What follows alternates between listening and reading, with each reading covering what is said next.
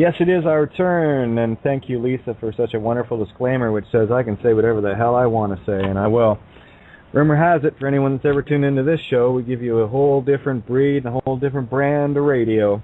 Welcome to Outside the Box here tonight. We're in for a wonderful, wonderful show, and we have, of course, Tony. Tony, Z, you there? Yep, indeed, just juggling windows as usual, all good.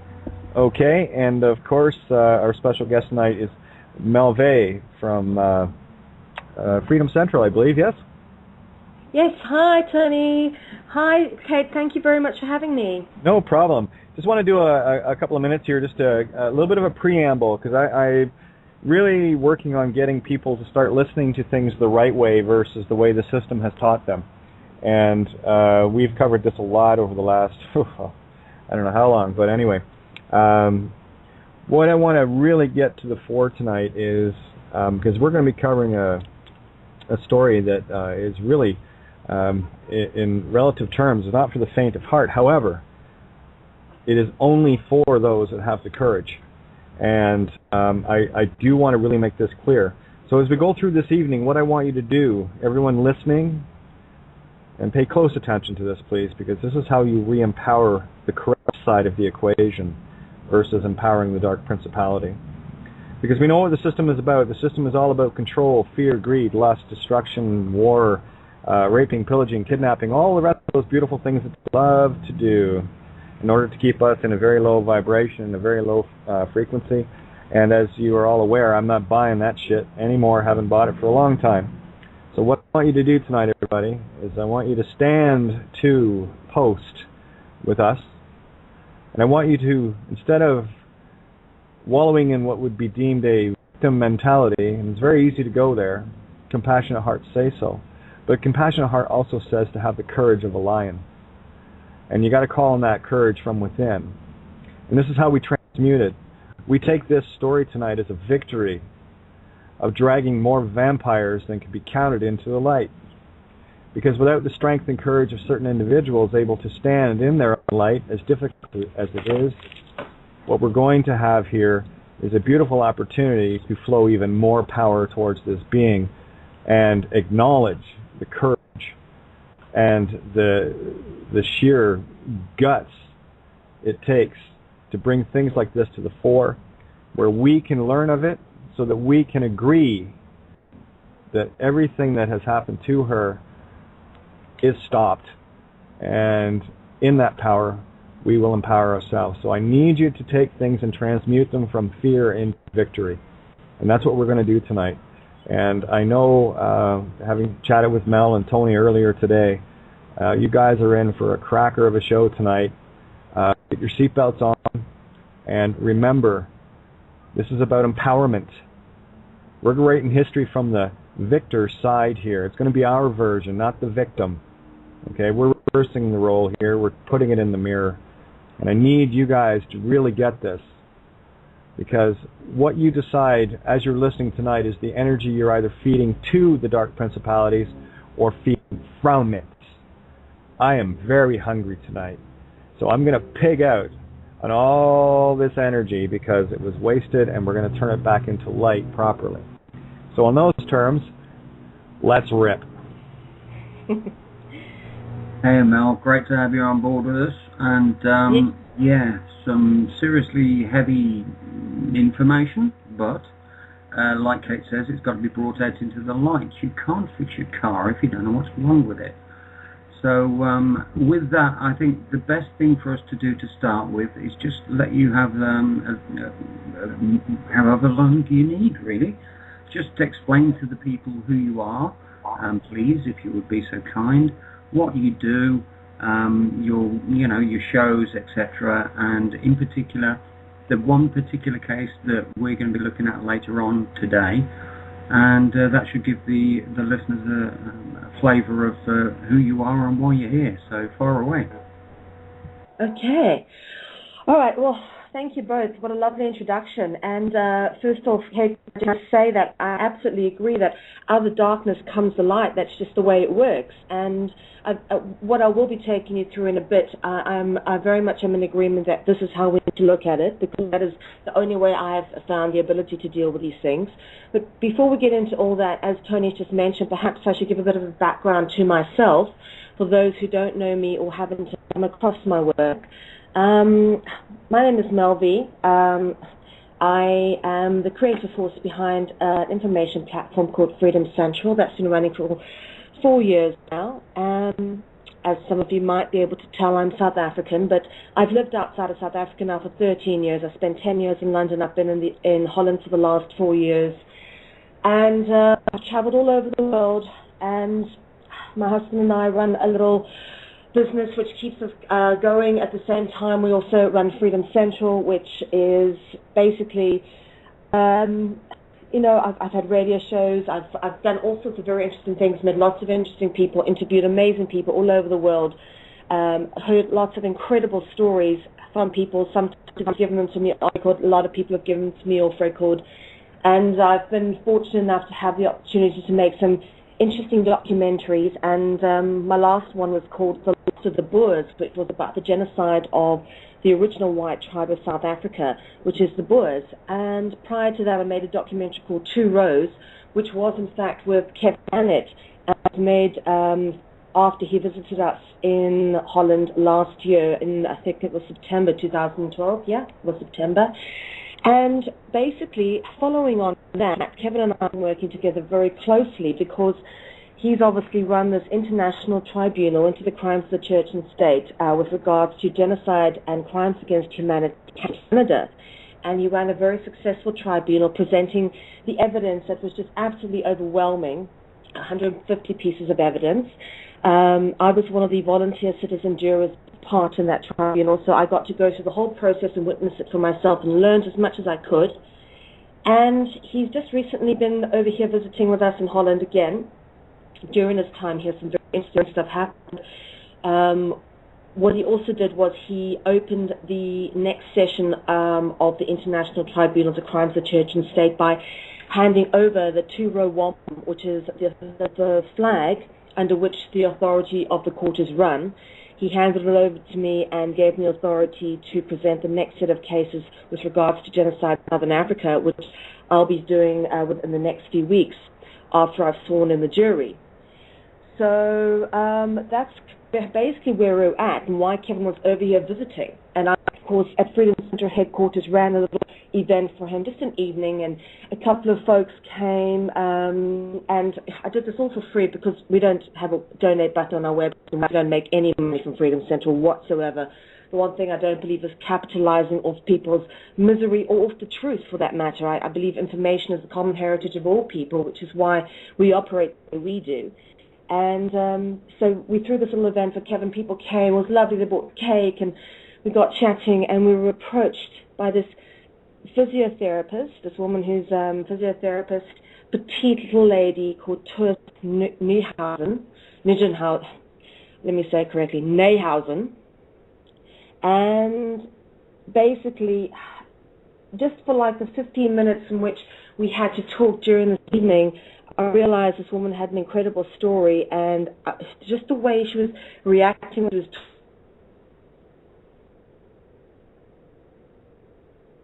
physically on a level that couldn't be acted. It was just so genuine, and that I, even though we had the hectic schedule with Kevin here, we cleared an entire day and allowed this woman to come in and tell her story. And basically, this is where we're at now, with having to put this story out, and it's without doubt, one of the most hectic stories that we've ever put out. It's not the first one I've heard of this kind.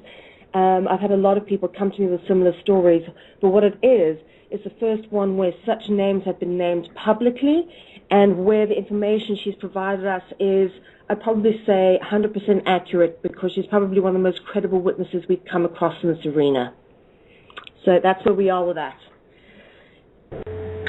Yeah, as Kate, well, as people who listen to our information know, we've done a lot of work with Kevin Annett as well, and we've released certain information. We were there, you know, when we got the breaking news out about the fall of the Vatican, and shortly followed by the rest. But I don't know if you want to comment at this point, Kate, because you know Kevin a lot more than I do. Yeah, not much to be said, really. Is Kevin is probably in terms of this movement, truth movement, be one of the first key people I worked with, exposing the genocide here in Canada, and having met with him and down at the Mohawk, I can't even call it a school, the Mohawk Slaughterhouse, residential school, with of course 3 surviving elderly Native women, as they shared their stories, and as we walked around the building, and to the point of you have to be there.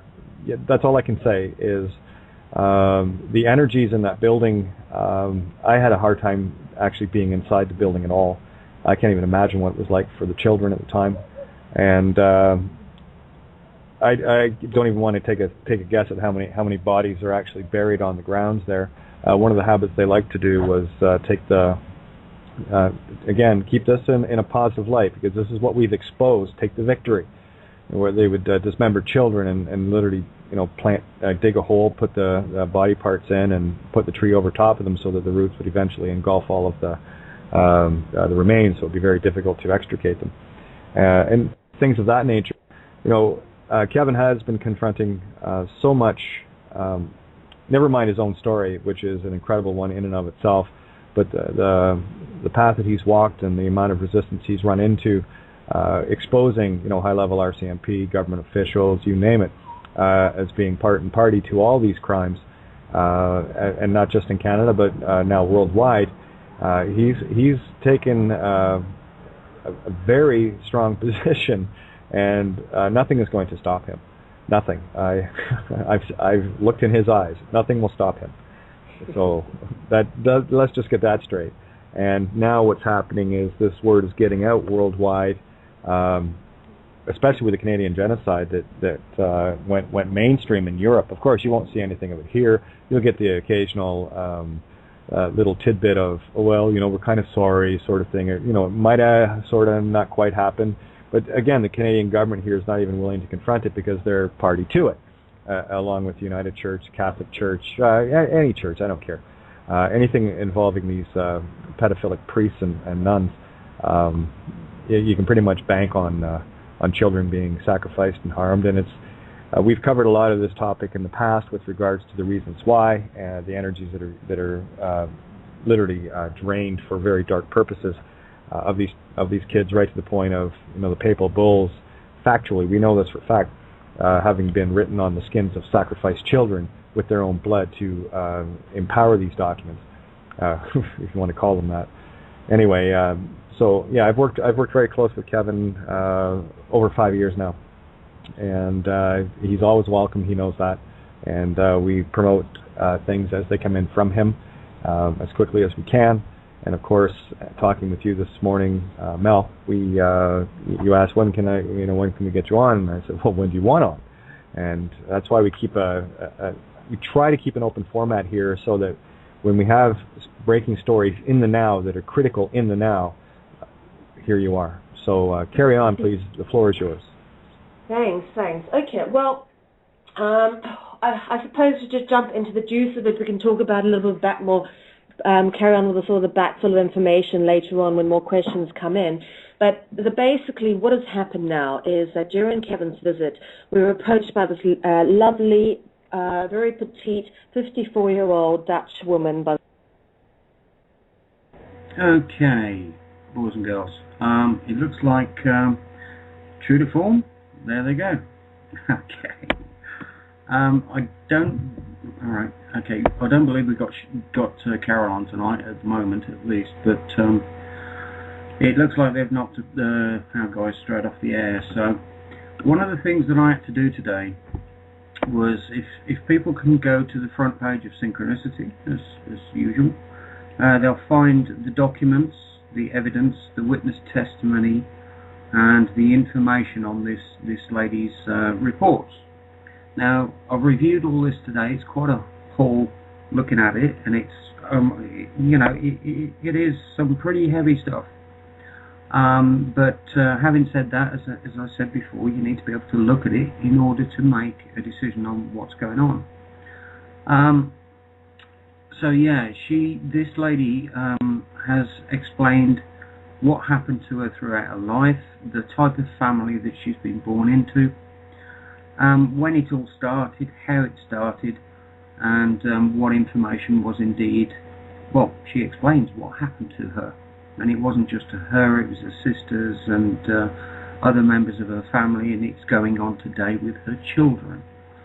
The courts are involved. The courts gave over the children to her ex-partners, and they're still in that situation now. Here, one sec, Tony. Mel, are you still there? Okay, because I just asked her to hang up, and lo and behold, since it appears you're calling back into a live show.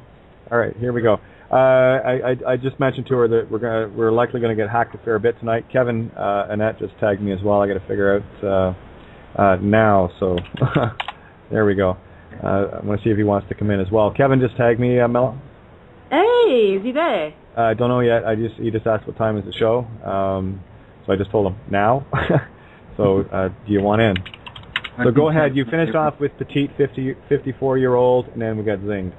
Yeah, she basically sat in front of us, and she began to recount this tale of horror, which was perpetrated, and I do mean horror. I sat there literally in tears throughout the whole interview. She started off with how she was abused from the age of 4, starting off with a church ritual because she was the eldest. And I've been studying a lot into the occult, and the firstborn, the sacrifice of firstborn is a theme that keeps repeating. So when I hear this, it's like, okay, it's exactly what I've been reading about in these rituals. So sacrifice the firstborn. Here she was the firstborn. She says it in the opening. You know, she was the firstborn sacrifice as per the Bible. Her grandfather paid the vicar for a ceremony where the grandfather and the uncle raped her at the age of 4. And thereafter, she was sold into various child trafficking programs where she was hunted in various castles all over the world. She was tortured between the ages of 4 and 12, flown everywhere. She was trained to take part in Freemasonic initiation rituals, which would, the descriptions of which were absolutely horrendous. And, the people she named, which is the most horrific part of it, include Lord Mountbatten, Prince Bernhard of the Netherlands. He's the guy who started the Bilderberg group, and as well as the World Wildlife Federation, which is a complete fraud, as we all know. And then, of course, she named several people very high up within the religion. Of course, Mendel Sneerson, who was an upper rabbi of the Jewish sect, Cardinal Elfrink, who was the Cardinal of Utrecht at the time. And then, of course, Pope John Paul II was also named as one of the people having hunted her. So she's named a former Dutch king, a former pope, people who are related to the current royal family of England, the Mountbattens. Prince Philip is a Mountbatten. So pretty intense stuff. And she then proceeded to take us out to a couple of spots, and she showed us around. She showed us where she grew up, and the details of which she went into. She showed us of her various abusers' houses. Some of them weren't even alive anymore. But she also took us to this castle in the middle of the forest, which is one of the creepiest places I've ever been. And you would never know the place was there unless you'd been there. It's got big signs, big warning signs, do not enter, and all sorts. You can clearly see they wanted to keep people away.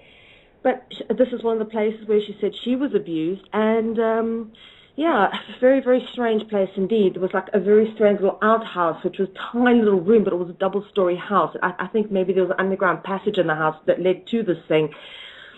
There were a number of things which just indicated to me this woman, every word she was speaking was absolutely true, and the interview is available to view for a short time longer because we will have to pull it down. Her children have become very upset at the fact that she's mentioned their names and repeatedly. So I will actually be taking the interview off in a short time and re-editing the names out. But it's already gone viral. People have downloaded it, subtitled it. It's gone absolutely crazy. It's probably the most intense story we've ever done, and it's the fastest spreading. It got, just on my YouTube channel alone, within 24 hours, it had over 10,000 views.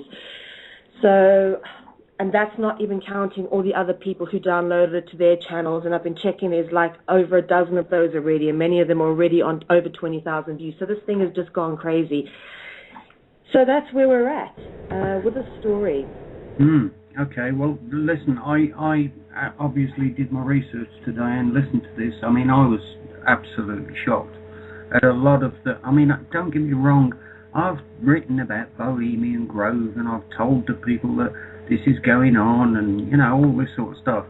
But when you actually hear the details of what was done to this poor girl, wow. Nothing can ever prepare you for that, eh? No, nothing. Absolutely. It's like, I mean, when Mel texted it me this morning, I didn't even reply. I'm just checking the mail out first because I couldn't believe what I was seeing. It's so horrific. It's just, what? You know, you couldn't think these things up. They must have spent hundreds of years thinking how they could torture people in such horrific ways. You know? Yeah. Oh. Well, they have. That's the Inquisition. I mean, they practiced and perfected the torture techniques. The Jesuits invented the guillotine. You know, every kind of torture. And think about the crucifix. It's a Roman torture device. Every kind of torture element we can think of came from the Roman cult through various inquisitions and crusades and whatnot. Yeah. So it all comes back to the same people, and they perfected it. Yes, how do you think they've developed control and split personalities and fracturing us and all of that is from having done this for so very long. Exactly. No, it was a throwaway comment when I said, you know, they must have done that. It was like, you're not thinking straight. Yeah, no. Of course, they've spent thousands and thousands of years doing this stuff. It's nothing new. But the point of the matter is, I mean, there were many different things that stood out about what was going on, who was doing it, how they were doing it, why they were doing it, the circumstances of the rooms that they were doing it. Everybody was photographed that was taking part of these things on the way in, while they were taking the acts and doing the acts themselves. Mm-hmm. And there's basically it's one of the tools of control. In order for the Jesuits / Karzai / breakaway civilization, etc., etc., etc., Rome, whatever, the crown, whatever, in order for them to keep control of the people that are in the perceived positions of power, like the Queen and the popes and these sorts of people, what they need to do is to blackmail them or bring them into a situation whereby they've got them literally by the balls. Because if they would never speak out about it, because if they did speak out about it, this stuff would go public, and so they're consequently completely and utterly trapped, helpless in the situations that they took part in. And that's the big bit, that they willingly took part in these. Yeah, I wouldn't call them helpless. I'd call them willful participants. And vampires plus light equals sizzle fest. Enjoy the barbecue, boys and girls. I've got the spit-turning hardcore. Let's go. Yeah, that's why I emphasise the point, because they did have to willingly consent. Like a soldier willingly consents to go to war, they willingly consented to go and do this sort of stuff. And now, we were talking about some really, really high-level people here. But this also applies to politicians, it applies to ministers.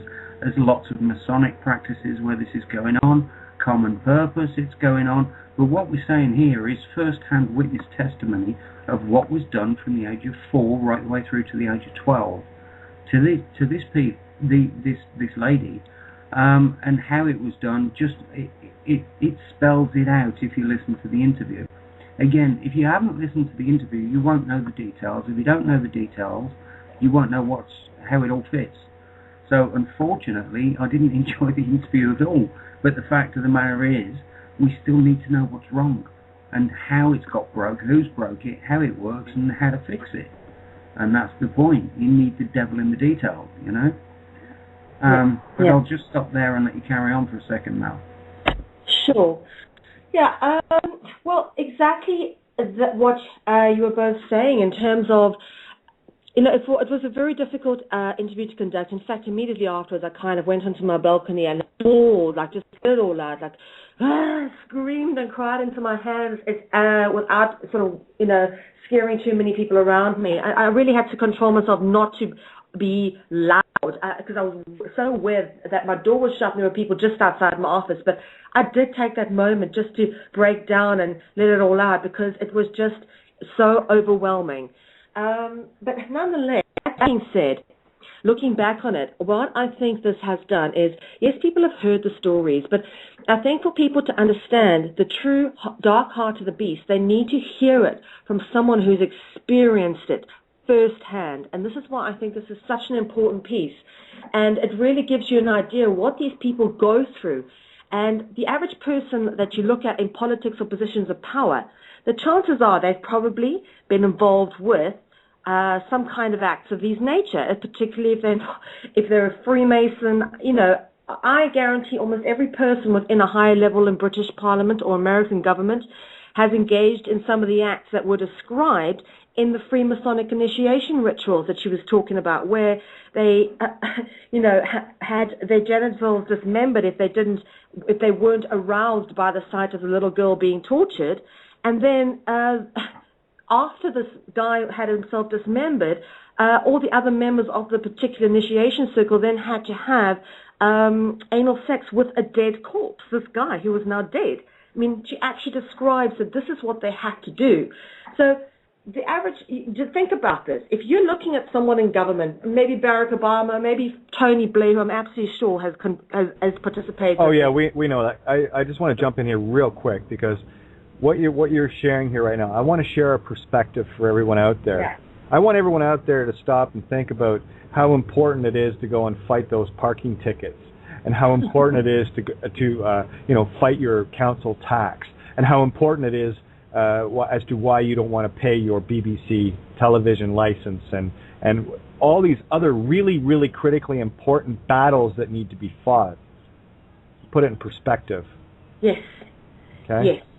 Yes. Why should we pay money to these people who are perpetrating such heinous acts against people? And now we can see it, we can hear it. It's not just myth and someone's research, diluted by 5. It's actually, now we know.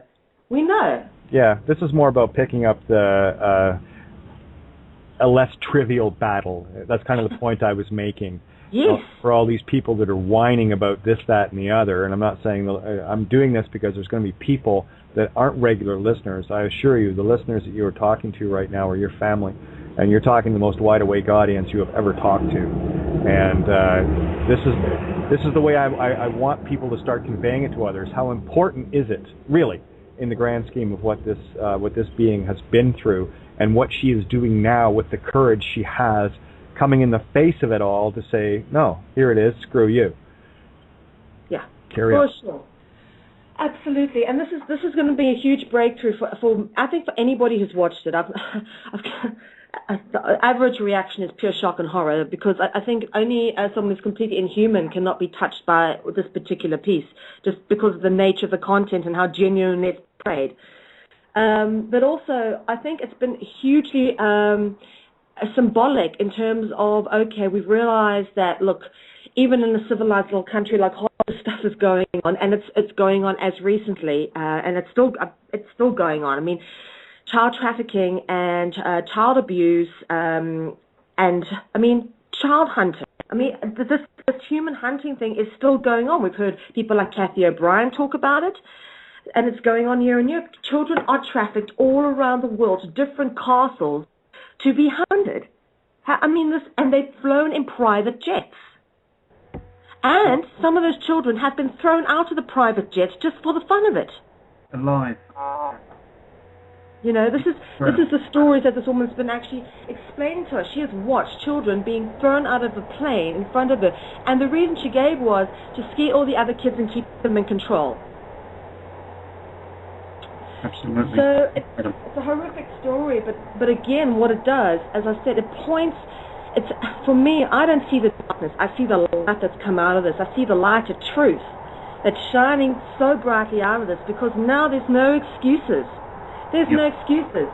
Actually, we need to ask ourselves, what kind of people are we if we are still supporting governments by paying taxes when this is the kind of behavior they're getting up to when we're not using our money to do it? Exactly. It's actually condoning the behavior. It's paying for the bombs, the bullets, the war, the troop movements, all of it. I mean, anything to uphold this is actually supporting it, guys. Yeah, if you're going to vote for any of these guys, you're saying it's okay and that your energy is getting fed to them. That's why they call it voting and elections, electricity shuns, right?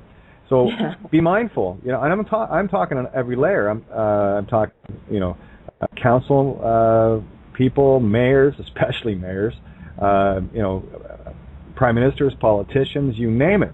If you're throwing and casting a vote at them, well, that's what we call them, casting votes, right? You're casting a spell, and you're saying it's okay for you guys to do this. And this is why we need to really empower you guys out there to start understanding what you are really involved in. If you're not part of the solution, you are the problem. And we really need to get people into this. When you're dealing with the horror of Babylon, this is the horror I speak of, not just consumerism and all the rest of it. This is the almighty horror that they worship. And we need to get it together, and we need to start doing things at any level that we can to start peeling this energy back and starving these vampires. And, of course, my favorite trick is pull them into their own light and watch them sizzle. Okay, so this is why we need to empower ourselves and take the lesson from this lady, from what she has been through, and look at the victory that she's still standing. And now she's standing even taller and brighter and bringing this truth out. What is your role in the grand scheme? That's it. Yeah. What a beautiful example of power. This is power, guys. This is empowerment of yourself. And when we have people like, I cannot say this enough. When we have people that come out and stand in the face of it all, take the example. That's someone leading by it, Yeah. Wow. It's been a remarkable example of absolute strength and courage, and just, what amazed me the most is I've come across a lot of people, and I've interviewed a lot of people who've had similar stories. I think hers is the worst, and it's also the one we got on tape, strangely enough. But what I find is a lot of these people are so damaged that they themselves are actually a bit menacing. I wouldn't want to be in a room alone with a lot of them. Not this woman, but she hasn't. Although you can clearly see from her physical reactions as she tells the stories that she's been damaged by it, she's a being of complete love. She has not turned into a monster who is also perpetrating these acts. And like this programming does, she talks about her sister, and also now having been abused as a child, who was younger than her, went through all very similar things to her, and her sister's now involved and doing it to her own kids. Yeah? So this is what they do. This programming, comes in at a very young age, and what it does is get you into a mindset where that programming is passed on intergenerationally. And again, the Kathy O'Brien material goes over this in great detail and confirmed every step of the way by every person of this nature that I've had the opportunity to interview, and that there is a definite plan with what is going on here. There seems to be this darkened element coming from deep down dark within the Roman cult that's adamant on preying on the young and absolutely decimating the innocent to some extent, with to suck their energy, to use it for their magic. I don't know, maybe it's just to anchor the darkness, to evolve humanity. Who knows what the higher purpose can be? I just simply couldn't think of anything that could account for what is being done to these kids. Yeah, absolutely. Well, I think it's all of what you just said. It's the magic, it's the power they feel, it's the rush that they get, it's it's all of the above, really. And most of all, one of the things that I learned from that interview was that what she was actually used for is to actually be a victim. Okay, I'm gonna put this plainly, but it's not clever. The point is, she was used as a guinea pig, because what was happening to her and the people that were taking it upon themselves to partake in this thing was actually training sessions for these people and on how to go away and teach other people how to do the same things. It's like they were in a course. They were doing a course on how to torture and rape and inflict as much pain and crikey. And when you actually ask a woman, you ask her, who's it all tied together? You know, what's the core thread running through it all? And I said, is it Satanism, Freemason? She goes, no, it's the church. And it's not just one church. You will see her abusers are rabbis. They're the minister of her own church. Her church was a Dutch Reformed church, which is a Protestant denomination. Okay, and of course we've got Cardinal Elfrink, who is a Catholic Cardinal of Utrecht. So the bottom line is all religions are ultimately controlled by the vax, and all religions. I mean, the latest Pope, Joseph Ratzinger, the last one, actually said, you know, the Roman Catholic religion is not the sister, but the mother of all religions. They created Islam, and they control every religion to this day. And this is why it doesn't matter, you know, they're best friends. The rabbis and the cardinals behind the scenes, they're best friends, raping little kids together. They don't care. Ultimately, it's about giving the illusion that they're separate religions so that they can keep some kind of conflict going on the planet. But it's all an illusion. Absolutely. I mean, we've talked about that many times, and actually last night, the night before, I was saying the exact same thing. I have for many years, that all these religions are all based on the same energy, and it's actually, I want to get into where it's going tomorrow night. I'm going to be focused heavily on Orion and the Orion Nebula. That's where it's all going, this energy. Not anymore. It's getting redirected now. But one of the things that I love offering people the opportunity. People ask me, what do I do? How do I make a difference? What do I do? Okay, well, it's really simple. Here's what it is. In your local area, I'm sure you can find, you know, maybe typical town, you might have 20 or 30 of these slaughterhouses called churches.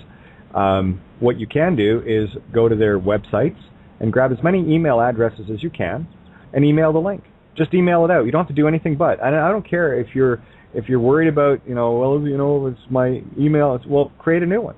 Just put a new email address together and copy and paste all the emails that you can find, and just start firing this link out, because you're going to be planting seeds, and you're going to be getting people that are going to be looking at this stuff, and some are going to be in complete disbelief and, you know, denial and all the rest of it, but you're going to find the odd one here and there that is going to look at it, and it might just be what they need to snap out of it. But it doesn't matter, because you've made the intention, and it's the intention that counts here. We've talked about this many times. You need to intend to change the world. So let's do it. Let me just add to that as well. If you want to get this information out, just like Kate said, you want to do it perfectly anonymously, fine. You grab yourself an iStick, you go to Syncrenicity.com, you download the information onto an iStick, you go to a website or a chat room or an internet cafe or, I don't know, Aunt Fanny's computer down the road. It doesn't really matter. The point is, you go to somewhere where you do feel safe enough to do something. Yeah, lose the fear. That's all it is. I mean, I've made a point of emailing the Vatican and Buckingham Palace and the rest of those, White House and the rest of them. I've made a habit out of it, and I used my own email because I don't care. And I'll tell you, the first one I sent, and I've said this many times, looking over the enter button, you know, to hit send, and as soon as I hit it, it's like, oh, well, I guess I'm in now. But the thing is, once you do it, once you start doing it, you will want to do it more, because you are changing the world. You are making a difference, and you're giving this courageous, absolute lioness of a woman a victory on victory on victory. So let's take it to the next level. Yeah, for sure. It's up to you. For sure. And you know, it's not just her story. I think her story is a story of so many people around the world who perhaps didn't make it and experienced worse. You know, I can't imagine that what she's told us is everything that is being done. You know, that's one person's perspective, but it's still a massive perspective, or a massive sort of look into the true dark heart of the beast. But what I would say is that we need to think about, okay, if this is what's been done to one person, what else could they possibly be doing, you know? And if they can do this to children, what are they doing to us? And there's a whole meltdown in sort of reality that comes. This piece is so powerful, because I think you know, as I said, people have heard the rumors, they've heard the stories, they've maybe heard David Icke talking about, you know, shape-shifting reptiles and stuff like that. And, you know, to a certain extent, I have some belief in that myself. But what I don't necessarily see is a lot of genuine evidence. And this is, to me, this is eyewitness survivor testimony, and it's naming names. And if people can't get that, like, it's there now, you know. It's not even okay conjecture. It's there, you know. Why must we continue to support this? I want to have kids one day, and I've been married for 12 years, and I certainly don't see the prospect of my children inheriting a fair, just, peaceful, sustainable world whilst this kind of thing is allowed to continue. Oh, it will. Don't worry. No, this game is over. It is done. And it's up to us that are here right now, listening, tuned in, dialed in, whatever, to get, well, here it is. I'm going to put it out to you guys. Everyone always asks me, well, Kate, what are your solutions? What do you do? You know, hey, listen, I went off the deep end, you know, because I could. I'm not asking anyone to do that. What I am asking people to do is simple solutions. Take the time. Start emailing this link out where people can start getting some background. Email the link out if you want to edit it. If you want us to wait, that's fine too, Mel. But the simple truth of the matter is, it's too late for these guys. This is ramping up so hard, so fast, everywhere. And this is just the mirror reflection of our light. Look at the dark that's getting pulled out of nowhere now. They got nowhere to run. And there's more people coming out as well. It's not just this woman. I mean, it's not the sort of thing I was looking for, but the point is, it came to my attention. I've gone through it. I've done what I needed to do with it to the point of, you know, reviewing it and getting it out there. And the next thing that I came across was a gentleman called Jay Parker. And it turns out that Jay Parker's had the same sort of experience. He was born in an Illuminati family in America, in Delaware, I believe it was. And he's gone through and explained some of his experiences, and they mirror the same sort of things, you know? My God, it's incredible. So people are actually coming out and going public with this stuff. And that's what they need to do. Again, we've got to isolate what's wrong, why it's wrong, then we'll fix it. Drag it into the light and sort it out, and that's the point. Absolutely, and it's about the intention of how we do that and what is the purpose behind it. Is it to ramp up more fear porn like so many radio hosts do? Just, you know, up their ratings, or is it about getting solutions? And we're solutions driven. That's all I'm interested in. And everyone can take a part in this. It's so very easy, you know. Take 10 minutes of a day and pick a web page of a local law firm. You know, I mean, might as well get right to the throat of the beast, right? Local churches and everything else. You know, email if you ever went to a church. Email it to a former minister because they already know who you are, or what priest, or whatever the case may be. But just the act of doing this means you have the power of intention behind it, and this is what I'm after. I'm after the changing of the intention. I want you guys to focus on that. It's not the action. It is about getting the intention in place, and then once you do something, you have empowered that intention. And what we're after here is this beautiful simultaneous intention that we're all getting in focus with, and we're zeroing in on these things. Doesn't matter what you do, how big or how small. I'm only interested in the same thing that the dark principalities are interested in, your intention. That's it. For sure. Yeah, and I must just say that about solutions, beg your pardon, excuse me. Talking about solutions, Kevin Annett has actually given me the honor. He's handed over, he's given me a signed letter from the International Tribunal to Crimes of the Church and State, and handed over the 201 wampum to me to open up for the next set of court cases with regards to genocide in Africa. And this sort of has just landed in my lap. It's probably because I'm the researcher who has actually tied in the global conspiracy to South Africa. I've got a trilogy out. The first book of the trilogy, The South African Guide to Global Conspiracy, Book 1, Light and Dark, is available on my website to download for free if anybody wants it. Book 2 will be up shortly. But because I kind of have been the one who's the only real researcher with regards to South Africa, sort of this has just landed in my lap.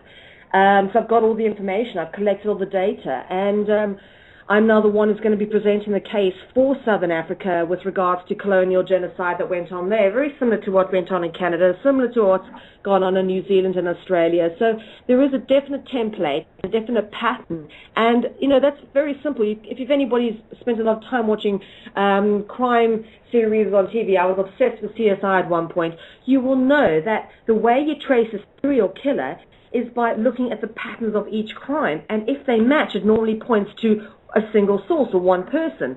And this is what has happened, is all these genocides across various colonial empires all have the same hallmarks, all have the same sort of template, which means they all have the same source. Ultimately, all roads lead back to Rome. And we've been able to now definitively pull in enough evidence to prove this with regards to the case of colonial genocide going on in South Africa, which is still going on.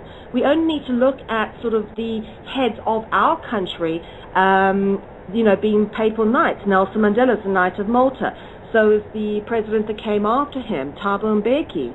And our country is no more free after the presidency of Nelson Mandela than before.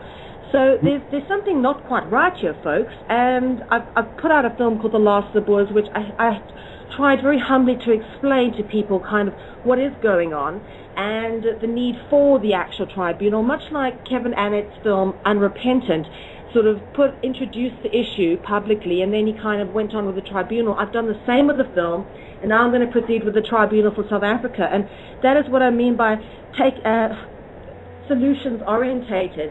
Is with the work I do, I face a lot of darkness. I get to look at some of the most horrific things you can ever imagine.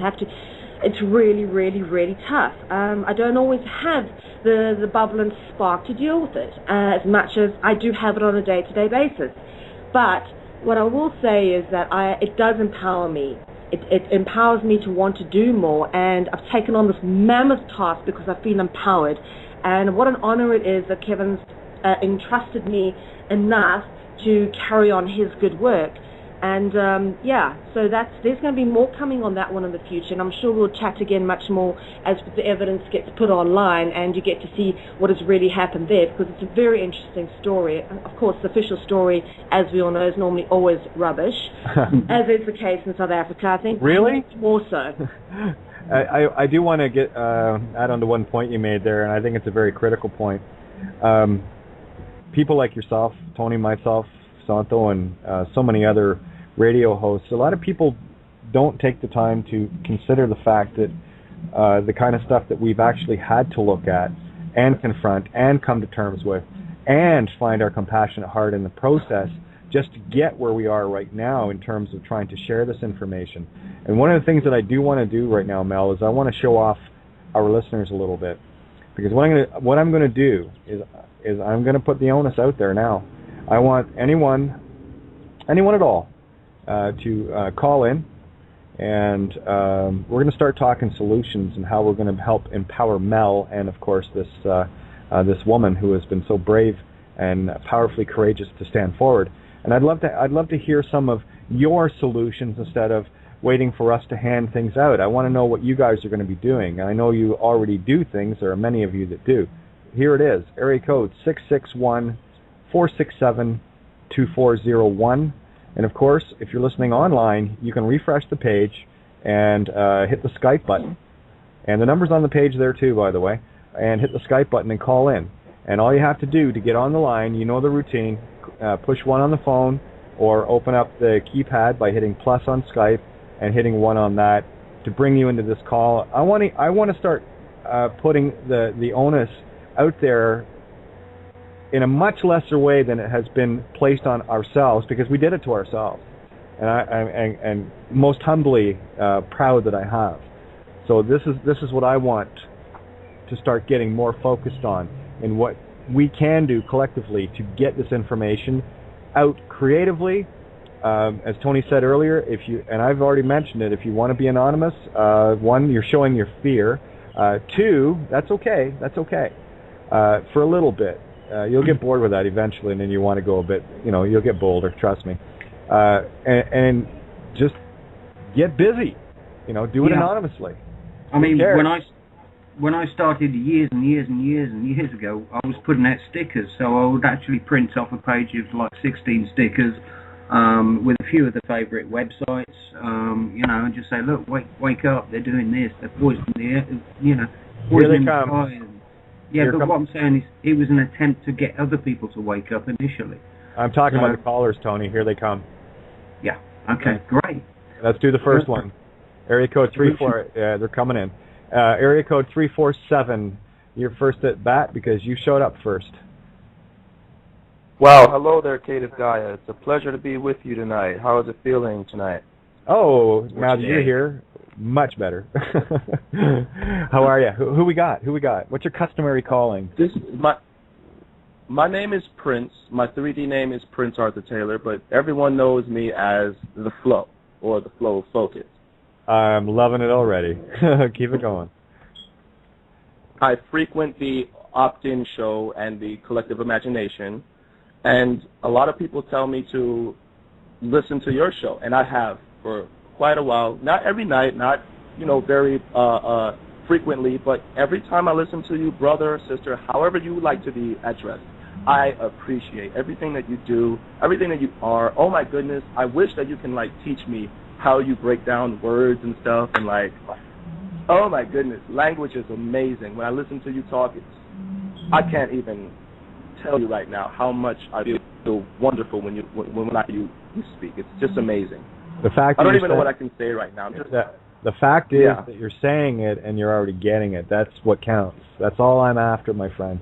It's not important that we have to figure out all the little nooks and crannies of everything. That's, my particular piece of the puzzle. Just understand that what I'm trying to do is convey the spell, and this is exactly what we're talking about tonight. This is that same manifestation in a very physical, a very real way with children. So, how about some solution ideas? What do you got? You sound creative. Actually, I am just now tuning into your show tonight, so I have no idea what you guys are talking about or anything, but as far as solution-orientedness, I am all about love, all about spreading joy and information and freedom of thought. I don't know. What else you can say? Okay, well here's a thought. That's really... Here's a thought for you. I'm gonna share, because you just joined us, so just to bring you into the flow of things here. What we're showing and uncovering tonight is a lady who has been through basically hell on earth with regards to Illuminati sacrificial rituals, you name it. She's ran the gauntlet, and she came forward. And the amount of courage that requires, and that is the kind of empowerment that everyone needs to feel. There's no victim here because she won. She stood forward, right? That's the victory. We are still breathing. As long as we breathe, we win. Exactly. Now, something creative that you could do in terms of getting this information into, say, churches or, everywhere. Mm-hmm. So what I thought is like anonymous emails. If people don't feel comfortable with using their own email, then create a new one. Call it Pope Buster 101. I don't care. Call it anything, and just take these clips and pass them out. And I'm talking, even if you did 5 or 10 a day, it would take you 5-10 minutes instead of sitting down and watching. Sorry, Mel, CSI. There's better. It's a great show. Periodically, it has a decent situation. But yeah, I love listening to you. And what you're telling me is really what I do on a daily basis. I actually printed out a lot of the stuff that the OPPT has given out, the Declaration of Freedom. I don't know, you do know flyer. You do know what I think of Opt, right? Yeah. Okay, you do know. A lot of people don't enjoy Opt. Yeah, I understand, and I'm not going to sit here and advocate. No, that's okay. I'm just letting you know. Everyone already knows my position. For me, it's COINTELPRO, using system against those that are awake. So again, it's about stealing energy. Yeah. That's all it is. So anyway, carry on. No harm, no foul. I do definitely love to talk about you and how you feel about these things, because I mean, to be honest with you, I don't trust anything at all, ever. Well, even though I may subscribe and prescribe to a certain level of things, I move forward just at the basis of doing and being. I just want to be a being that does what is true, you see? And maybe sometimes I get lost in the fray, and that's how life works. You get lost in the fray, you open your eyes, and you come out of it, and you learn. So I definitely appreciate you for, being you.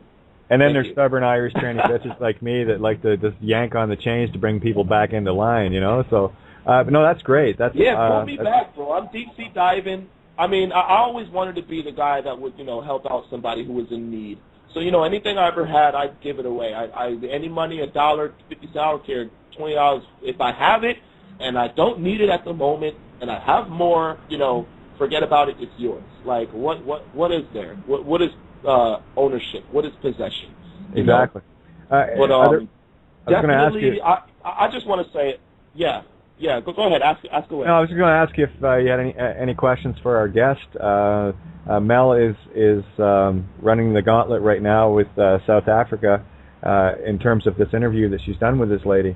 And if you haven't got a whole lot of background, go ahead. I was actually talking to some people in touch with the Ubuntu website. If you're familiar with that, the South Africa Ubuntu. I don't know. Yes, that's Michael Challenger's political party.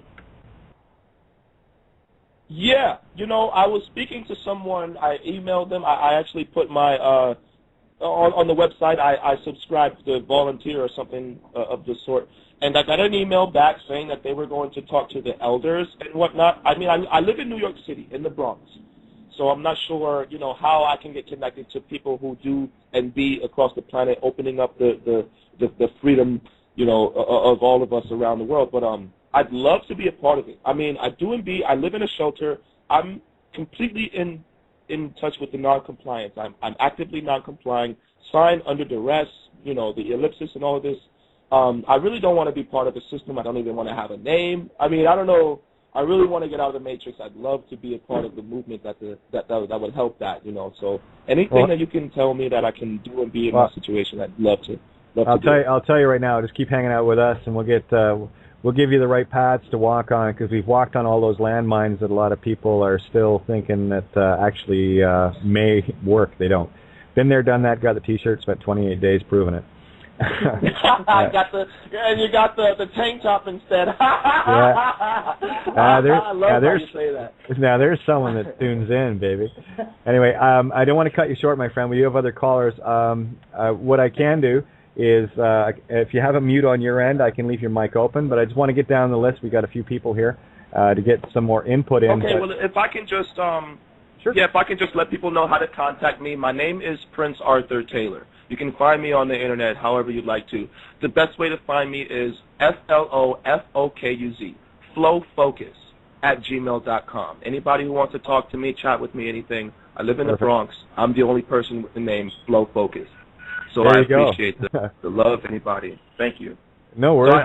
So you can mute me out. I'm just listening. I appreciate it. Thank you so much. I'll mute myself. No problem. All right. Thank you, my so friend. Much. Now there's someone showing no fear. Oh, you sound so lovely. There we go. Area code 303. Let's get you into the fray here. Area code 303, solutions oriented. How are you? Hi, Kate. This is Tracy. Hey, Tracy. How are you? Good. I'm so thankful that this show is on, and I'm sorry I'm a little shaken up right now, but I do have solutions.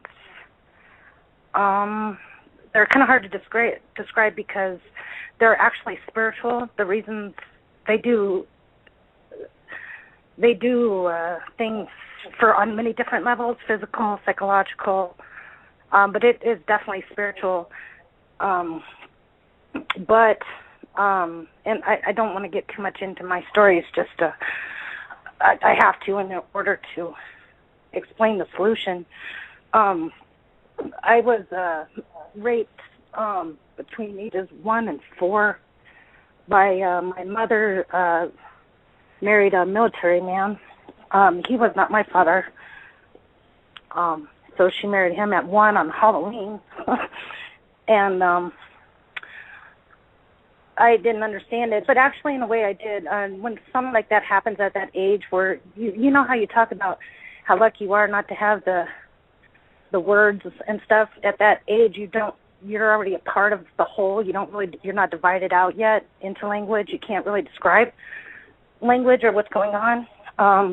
But in a way that was really helpful because they kept trying to force a compartmentalization and the definition on something. And on a spiritual level, I don't know how I was able to do it, but I just absolutely fucking refused.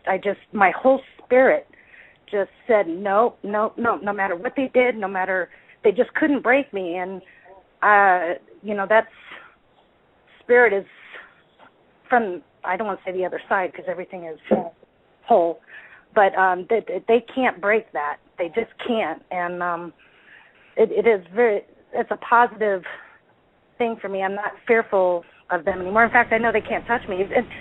I don't even know. And then Tracy, I went to my grandma. Yeah. I don't want to cut you short here. I just want to re-emphasize the point there. That is the probably most critical point that people need to do. And it's not about particulars in terms of spirituality and how and why this game exists. Understand this one thing. This is strictly a spiritual warfare game. This has got I agree. Physical is the illusion. Okay, so we need to get outside this meat stick box that we've been so indoctrinated into. And the one thing that Tracy said is absolutely bang on. They can bend you all over the place, but there is the one thing, and I've said this before, and I will continue to say it because you need to know this, not believe it. Save your beliefs for the bullshit in the churches, okay? The rest of the pedophiles. You need to know this. You cannot be broken, ever. You're infinite. You cannot be broken. Right. There's a part of you that is you that can never be taken. It can only be And that's what I learned. Taken. And that's why I don't regret my experience. That's exactly what I learned. And I of course, I would never wish that experience on anybody. You go through, obviously, a lot of therapy. I did my own therapy because I couldn't trust anything around me. But that's exactly what I found out. And they tried and they couldn't. It was almost too easy. Well, you got to give them credit. They will try, and they know they're trying a losing battle. All they can do is prolong a level of fear and spiritual control in that regard. But they can never own you, period. That's right. So that is my solution or contribution of... That's beautiful. That's exactly that's what needs to be said. This is about taking it to the next level and saying you've had enough and making the difference within, which is what you did, and then you take it to the next level and start changing. Once you change within, the without starts changing for you, And all you have to do is stand, just like you say. That's all you have to do. Yep. That's all you do. Hold on. Going public with it as well. That's a big step to my opinion. Yes, that's why I was so thankful. Wow. Yeah, absolutely. This is unbelievable. This is revolutionary. Because it is so prevalent. People don't understand, and they won't believe it. It's so out of people's humanity that it's too hard to believe that it's actually happening. Well, that's it. It's so prevalent. Yeah, Joseph Goebbels said it the best. The bigger the lie, the easier the sell.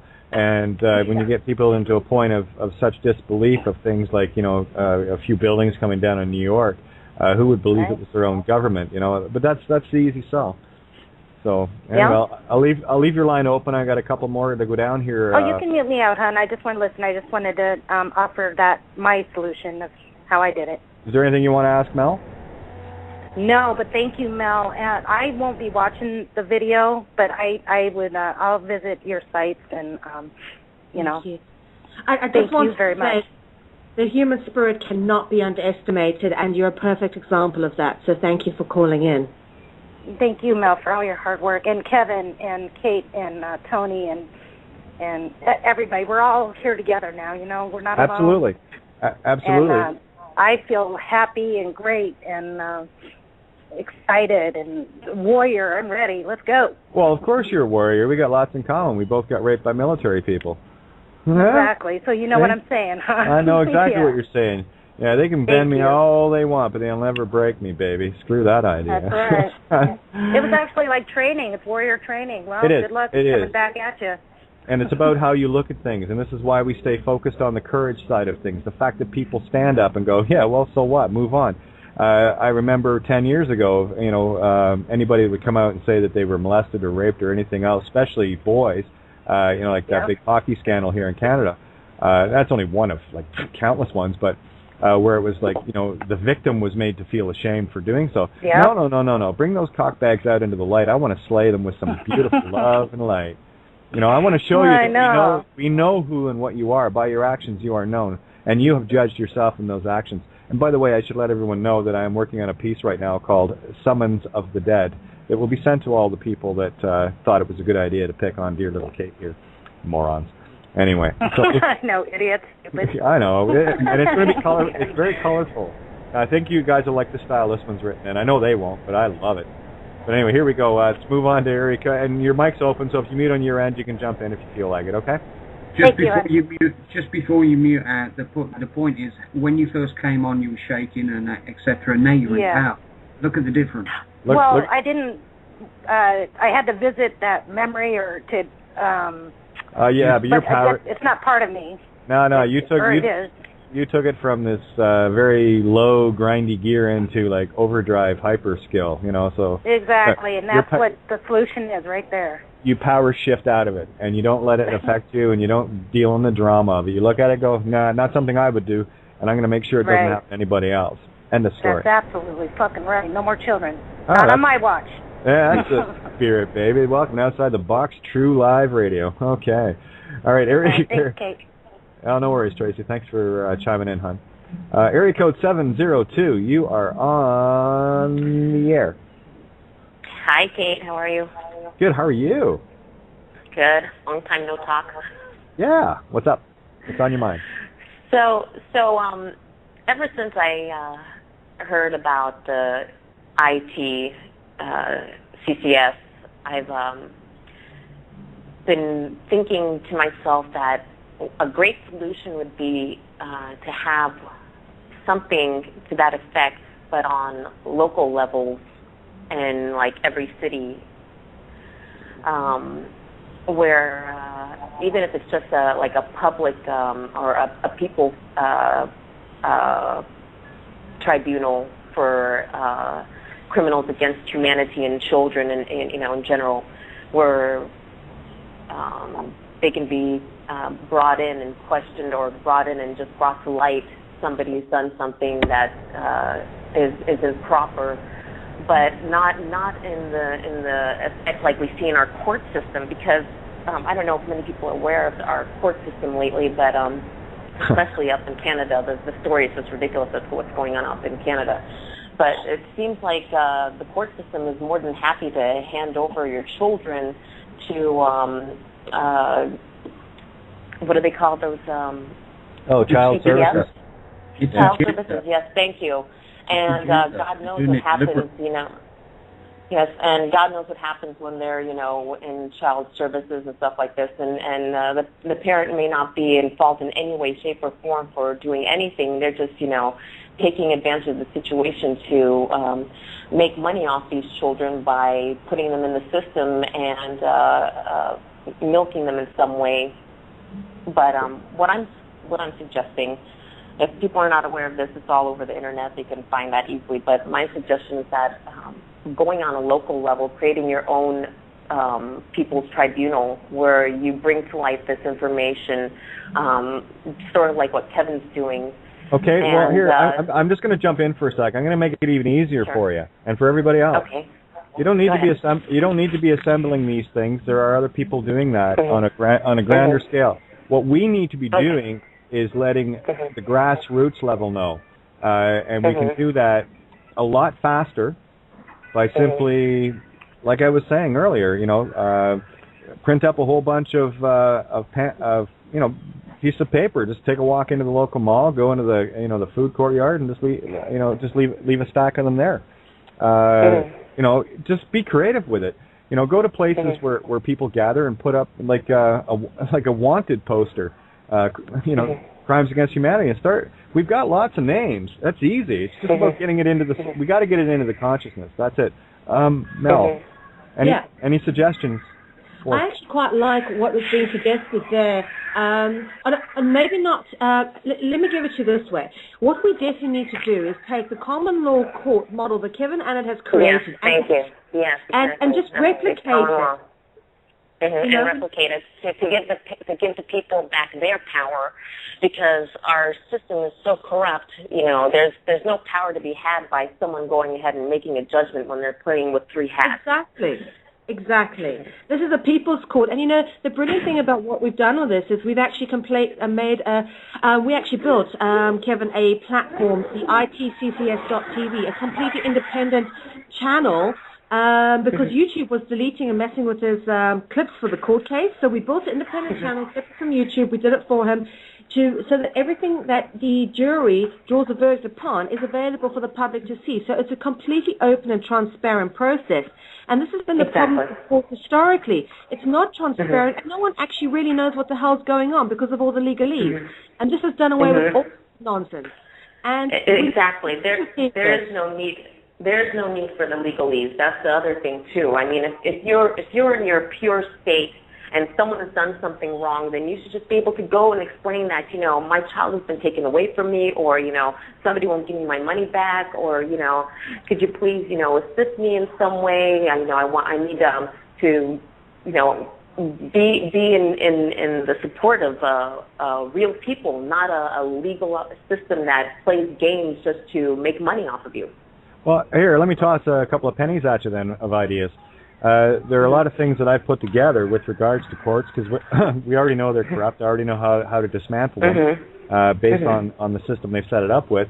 It'd be as simple as taking a walk, you know, down to the courthouse in the morning before people are going in, and just start handing these things out, something for them to read while they're getting policed, and at least tell them, you know, how to turn the tables on these guys, because they're the ones that committed the fraud in the first place. So, yes, that would work too as well. See, my philosophy is simple. We're not going to get anything really in place from my position until we take down what already is there, destroying everything else. Because the thing is, it's hard to build something until we have a clear template. If you understand what I'm saying, we got a, you know, contractor. You got to do the demolition first, and then we build the new. But of course, these are the plans being made for the new.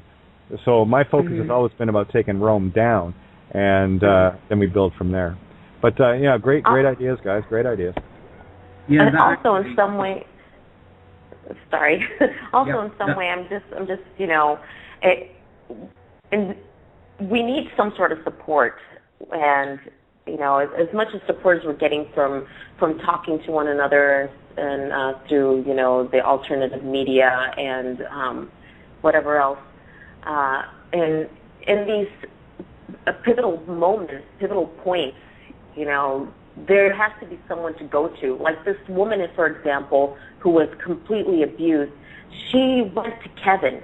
In our local situation, there has to be someone on that local level, too, that they can reach out to, because where is your local area? This is what we need to get down to, because I can see a lot of wheels spinning and going circular here very quickly. Whereabouts are you? And let's get real specific on this instead of, you know, kind of just throwing everything everywhere. We can get very specific. One, you're able to call in here. This is solutions oriented. I do have the tools to dismantle courtrooms. You know, if people want to use them. Yes, and many people do. In fact, many people are so aware of how to do it as well. So God bless those of us who do have, you know, taking the time to be aware of this, how to do it. Well, here's what I'm getting at. People don't even need to have to go to court to, or you know, be called, summons the dead kind of thing. In the first place, what we need to do is be proactive and go on the offensive in a peaceful, loving way, and getting the information in there. I mean, there's the document I put together. You want to start changing stuff around? You take that document, make it your own, and fire it off to every law firm around you, and I guarantee you there's going to be one or two lawyers reading it, and they're going to shit themselves when they figure, because these guys are dummies. Oh, no, I already sent out information to 3 attorneys that I know, friends and family, and they're already, you know, pooping on themselves. Good. That's what we need to do. This is how we take it down from the inside. So, but I got another caller in here. I'll leave your mic open. Please, guys, if I'm going to leave the mics open, I would ask that you mute on your end, because we do have a lot of extraneous noise going on, and I don't like muting mics because I like to make sure that everyone's in the call. Okay, so that's my gift. So please gift just peace and quiet back, so that Mel's not getting noises over when she's talking and stuff like that. Okay, so we have area code 574 calling in here. Questions, solutions. What do you got? Kate. Hey, how are you? Great program. Yeah, we try, huh? Yeah, very good. And all I can say is I agree with all of your callers, and I agree with your guests. And I think that I think that everybody's really right on. I think we're awaking to the fact that we live in a world that's of the lawyers, by the lawyers, and for the lawyers. And the judicial system is doing nothing other than benefiting the lawyers. It has nothing to do with finding the truth. And I think we need to use the people for that. And just like that, your last caller said, we need to start locally, and we need to start, reaching out to the people to start solving these problems. And I've been an activist for 23 years here in Indiana. I used to do a radio program called Stand Up America, and I used to tell the people that the politicians don't have the answers for you. You have the answers, and we have the technology now where all we've got to do is put it in place in each community to allow the people to start raising, debating, and voting on these issues and resolving these issues, because the politicians have been paid to be stupid, and we need to find the truth. And the technology is here. We're reaching out to people with social media. We're talking about all the problems, but like you said, Kate, we're knocking it down. But what they did in Russia is they knocked down their old system and they rebuilt the same system all over again, and now they've just got a new group of egomaniacs. A new group traded one set of oligarchs for others. And yeah, I can tell you've been in radio. You got a great radio voice. I've got a great radio face too, by the way. Me too. It doesn't even look like my voice at all. I know, you're the greatest, man. I tell you, I think you're the best on the net that I've heard, and I listen to you quite often.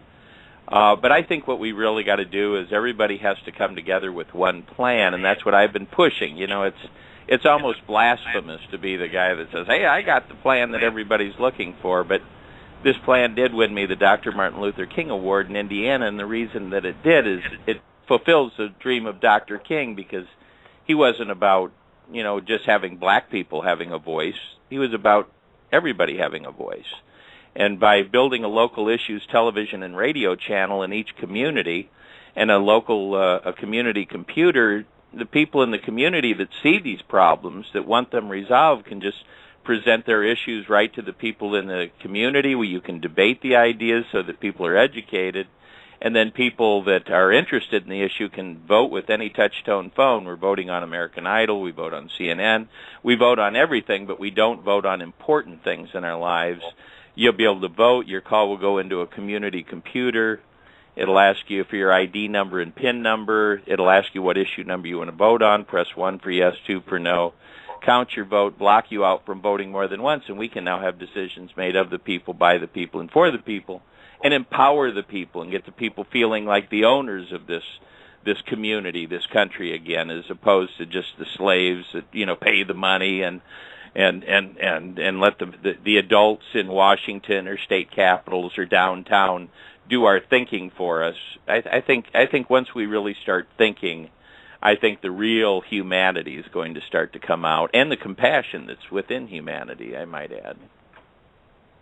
Absolutely, and with me, I'm pure anarchist all the way, and it is about starting at grassroots. Another suggestion, if in your community, if you don't think you have enough of a voice to do it, well then, and if you think what we're doing is worthwhile and bringing the right kind of information, well, all these shows that we do, and I hate calling them shows because they're more than that. You can download them, record them, take them to have group meetings, and listen to them, and then discuss the ideas that we're all going over. Because this is your platform. I've said it many times. I simply push the buttons on the screen and, of course, on the air. That's my job. But I want to push the right ones. I want to make sure that people are goals and solution-oriented, and it starts with you. Absolutely. And the story, Yeah. But, any questions you have for Mel? Because this is quite a breaking story we've got going here, guys.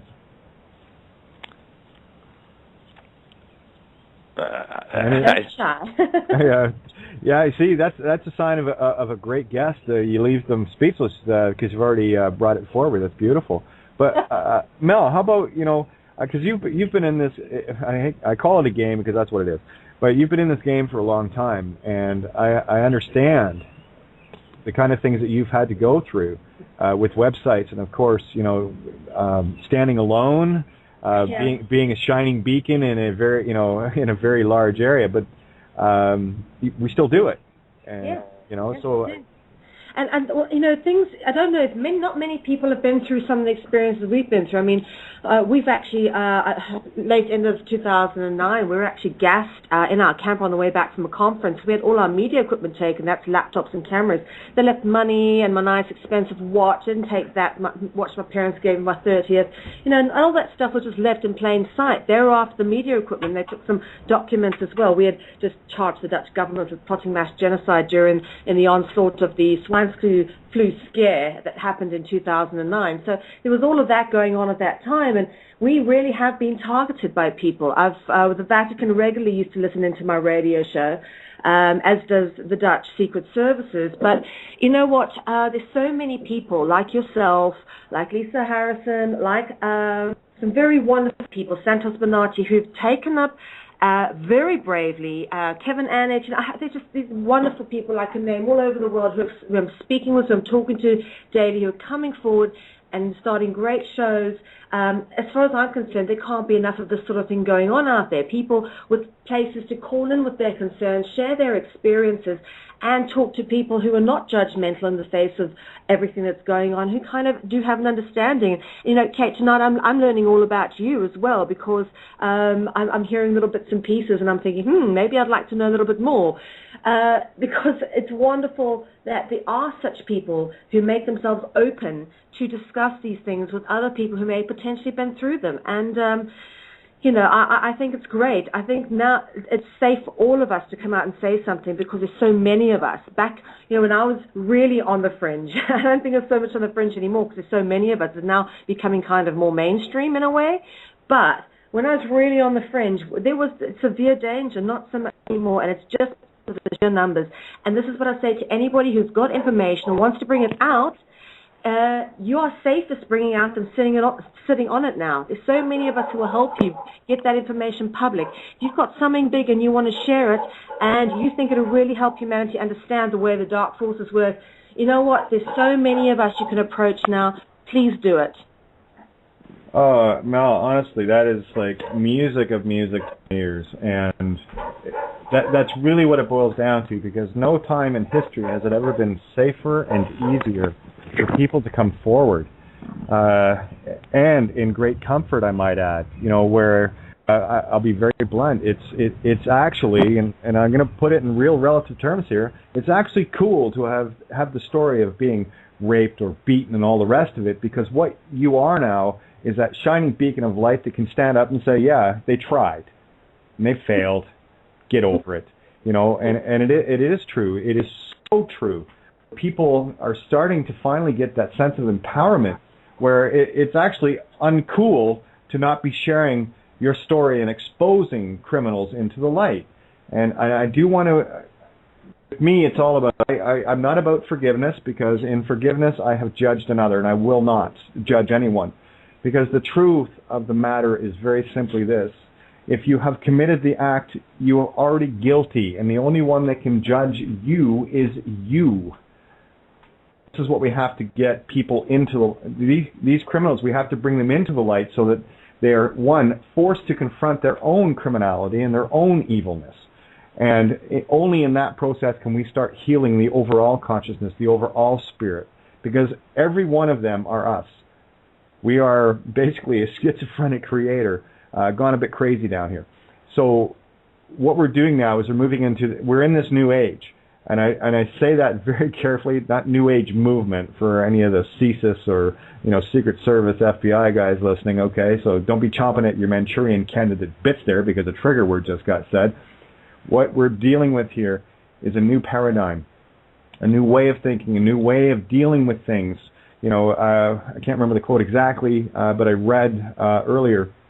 It's about you cannot create a new paradigm with an old way of thinking. So in order to change into something new, you must start thinking new. And this is what we're doing now.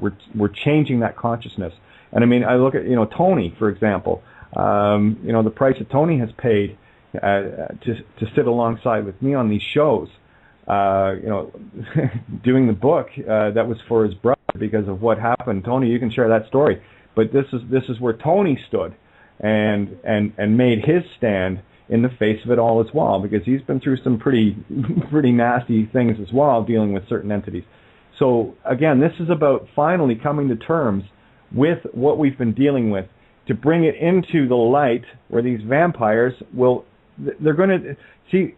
It's not the external sun that's going to destroy that. It's going to be their internal one, and they're going to have to find it, and it's our job to bring them where they can find it. So this is not about judging. I'm going to be really blunt here. I'm not interested in courts at all, because all courts are for me is just another external illusion in order to judge another. The fact is, the crimes are done. They're already judged in their actions, and anyone that can actually do anything about that is them. All I'm interested in now is making them look in the mirror. That's it, because once they do, now we can start healing. No more vengeance. Kate, am I still on? Oh, of course you are. Yep. Yeah, I didn't know if I was muted or not, but I totally agree with what you're saying, and I think we've got to evolve into adulthood and stop judging people and start judging issues, the issues in our lives, in our communities, so that we can start making this planet the Garden of Eden like it's supposed to be. And I think they've got us caught in this immature state where we judge, we're judging this Democratic candidate or this Republican candidate. And Mommy, Johnny hit me. Give him quiet time. Yeah, I mean, but we've got to get out of this old system, this old system where we are judging people, and we've got to evolve into judging issues, because that's what we used to judge people when we were in grade school, in high school, middle school. And it's such an immature thing to do, and we now have God has given us the technology that we can now start judging these issues, and we really don't need this handful of politicians to do our thinking for us anymore. We can now start building the kind of world that we want to live in, but from the ground up, not from the top down, because we now realize that top-down systems are only benefiting the people at the top. They always have. And it's time that we really start stepping up to bat and taking responsibility for our own futures and stop relying on someone else to do it for us. Exactly. That is it. I mean, your power starts at home, as in you, and going back to this lady that went through what she did, she was the one that came forward when she had the opportunity. And Kevin and Mel had the great fortune of listening to that story, coming straight from the being that went through it. And the fact that she was standing there, how tall did you say she was, Mel? Oh, she was tiny. Couldn't have been more than 5'2". Guys, come on. Listen, look what she's been through, and she's still able to stand up at the end of it. And you're right, Dave. It's like, you got these people going, well, how do I get rid of, this, someone put a tire lock on my car today, and it's kindergarten nonsense. It's time to grow up. It really is. Yeah. Stop crying and bitching and whining like a spoiled little brat, because that's what the system has created. It has created divide and conquer through the ego, using materialism, and they've got everybody clawing up everybody else's back, looking to get the better deal here and the better deal there. Quite frankly, grow up. And I really want Carol to jump in on this. Carol, are you there? Well, hi there, kiddo. Hey, how are you, sunshine? Oh, I'm okay. I got a mouthful of food. I'm so sorry. I'm getting ready to have to get off the phone, but what a slam dunk call tonight. My God, I think all of us have been touched by this. I first learned about all this nonsense in David Icke's book, The Biggest Secret. And there are some horror stories in there that'll wake your eyes up. It's all over the place, everybody. There's so much horrible stuff in this world that you just have to, once you learn about it, you just want to shake your hands and let it fly off your hands and get into a different space. And if there's any, once you have yourself saturated with this nonsense that we've had to live through and we learn how bad it is, then separate yourself from it and try to pivot into joy and beauty, and try to create some beauty in your life to go a different direction. I don't know if you wanted to hear that or not, sweetheart, but that's kind of where I'm at right now. I got to be completely frank with you. You had me at it's all over. You had the place, but you had me at it's all over. It is, guys. It is all over, and that's exactly what I'm talking about. Did you have any questions or anything for Mel? No, Mel, just God bless you for what you're doing, honey. My daughter was raped by her father from the time she was a little girl. He had our dog do it when he was too big for her, and what a nightmare. I didn't find out about it till she was about 13. What a freaking nightmare. And he was an athlete in high school. He was student body president. He lettered in every sport. This thing is so damn deep, and I have to. This may touch a lot of people in a wrong way, but I have to tell you, I think that circumcision is a tool of the dark to make hypersensitive areas there, and that's a subject for another call. But this sexual thing is just over the top bad. Actually, it's quite the opposite, Carol. And I'll touch on that for you right now, because in the act of that, we've heard this on numerous occasions. We cover everything here, boys and girls. Welcome to grown-up land. The reason why circumcision is done is because what it does is it literally severs the man's ability to feel love in connecting with their mate. In relative terms, to put it in perspective for ladies, effectively what is done in a circumcision is the outer and inner labia and part of the clitoris is cut off. Ow. That's what circumcision is on a male. Well, okay? I know, but what I think, honey, is too that protection from that portion there is taken off, and it makes the head very much more sensitive. Actually, it dulls it. This is the point I'm making, is because it's constantly being exposed. So what happens is over time the nerves lose feeling. But more importantly, you need to catch the spiritual nature of this. What they have done is severed that spiritual aspect in the same way that your nose, the tip of your nose, is connected to your heart. When they say follow your nose, they're saying follow your heart. Okay. When you remove that, you have removed a physically a very spiritual part of the male, and this is one of the reasons why this is done. I've got shows with Janice Barcelo. We've covered it on other shows as well, where we went into great detail on this. So do not be disillusioned with this whole more sensitive. In all ways, it is less sensitive. And I've talked to some of my male friends about it. And they feel absolutely robbed, and rightly so, and of course, it has to be an occultist, religious process. It's absolutely, totally unnecessary, and it is one of the most destructive things, if not the most destructive thing, that can be done to the male body. Well, and then they're talking about doing that to little girls over in foreign countries too, clipping off the clitoris and so forth. Yeah, they do that. That's the standard practice in India. They circumcise the clitoris. Let's just call it what it is, guys. It's body mutilation. Yeah. Mm-hmm. Okay, and if you got some alien-looking rabbi, and by the way, there was a picture that came out with the Metatron's cube on this alien yellowish-skinned looking creature overlooking a circumcision. I mean, come on. And of course, then we covered this too with regards to some of the orthodox aspects of it, where they actually use the teeth to do it and suck the blood out. So here's a rabbi giving head to a baby. Yeah. Okay, so let's get a little bit. Let's call it for what it is. Okay, let's go all the way on that. I mean, these guys are actually taking it in terms to suck the blood out of the child. Absolutely, it's total vampirism. And of course, where are they taking it from? The most sensitive part of the male and or the female. Would you let a rabbi, do that to your daughter? Horrific stuff. Can I just throw something in about the circumcision? I've got to doing some research for my second book, and it actually goes so far back you won't believe. They say it goes back to they used to mark Hebrew slaves by cutting off the foreskin. That's biblical. No, it goes further back than that, because it can be traced in Africa back to the originating tribes as far back as a few tens, 100,000 years. Beg your pardon, about 20,000 years ago. where they say that serpent worship is the oldest form of religion on the planet, and that's evident in the fact that wherever you find serpent worship, you also find circumcision. And what I've heard from African tribes, because I grew up in South Africa, is that the snake, the penis is a part of the body that's most like the snake, and just like as the snake sheds its skin, so with the coming of age, they cut the foreskin of the child. And that's where it comes from. Absolutely, and I am not shy to say I still have my outer and inner labia intact. I was born in a house. I wasn't born in a hospital where they would just make that standard mandatory procedure.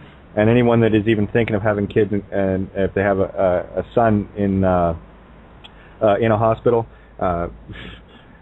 you better make damn sure that they don't be touching that, because that is a very, very serious. Now, here's the healing. I want to give you the solution, healing. Once you become aware of what it is, now you can reconnect with it on a spiritual level.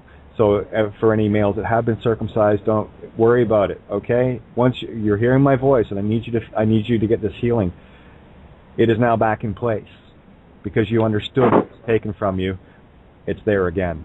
All right, you didn't know what you didn't have until you got told you didn't have it. Now you do. Okay, so let's keep this solution oriented. Let's keep this energy beautiful and high. And we're taking these vampires to task, literally, figuratively, and spiritually, because this is where I fight. I don't fight in this realm. This is not the game I play in, and this is why I put as much energy into my intent as I can for things that Mel's bringing to the table here. When we speak of these things, we speak of them from the positive and how we are taking it down.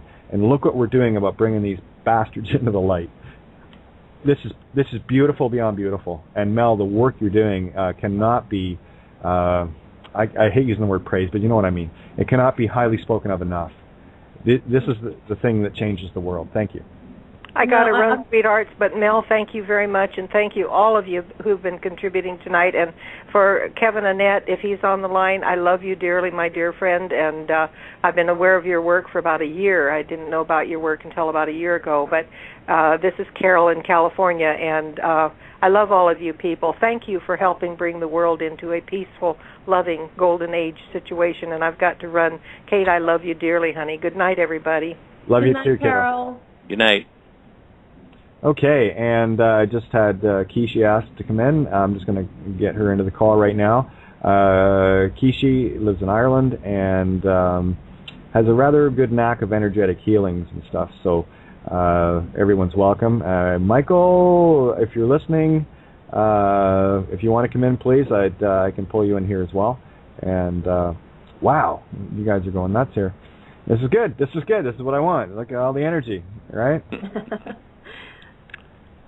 All right, so Kishi, you're in the call, hon. I think you are. Actually, it should be there now. Yep, Kishi, are you there? Yeah. Hi. There you go. How you doing? I don't know whereabouts you are on the show now at the minute, because I turned it off there for a wee while just to sit and meditate a wee bit. Wait to be brought on the call as well. But from what I listened to from Mel, and hi Mel. Hi there. Thank you for bringing this to public awareness. It's brilliant. It's great to see these secrets coming out. And all power to that woman. She definitely has my admiration. She definitely has.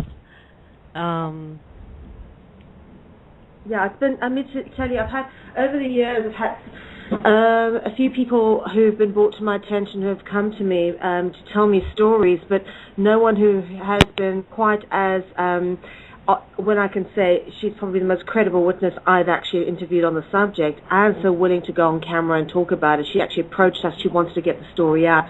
We're very blessed that she's had the courage to do this, and I've been doing Freedom Center and explored a lot of very interesting stories over the last 4 years. Let me just say that when you get something like this, nothing can ever prepare you.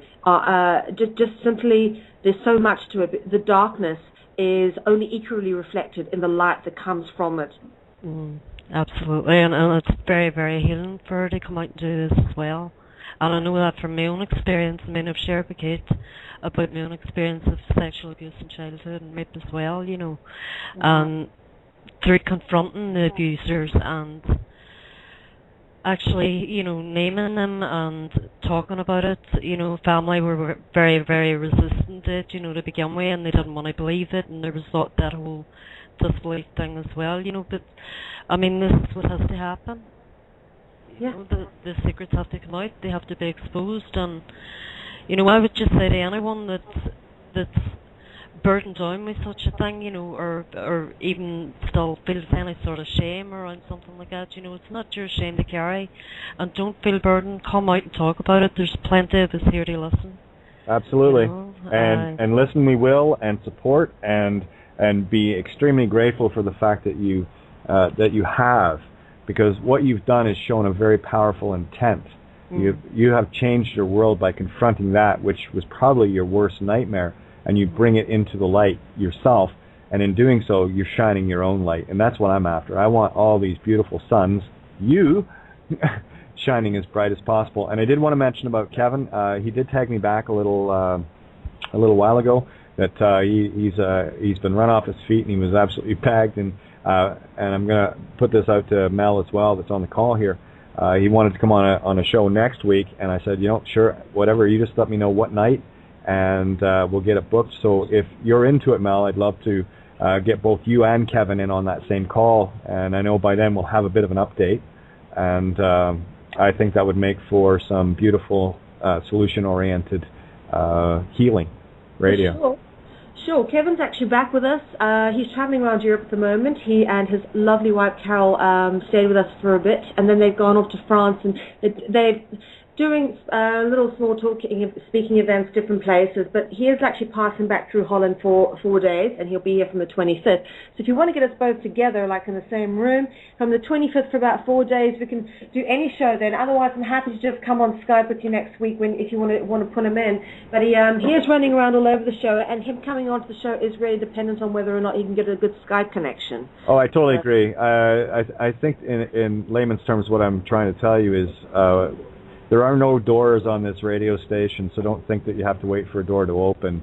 You just come walking in when you feel you need to. And again, it's very important that we keep people in the now with real-time information as it comes out.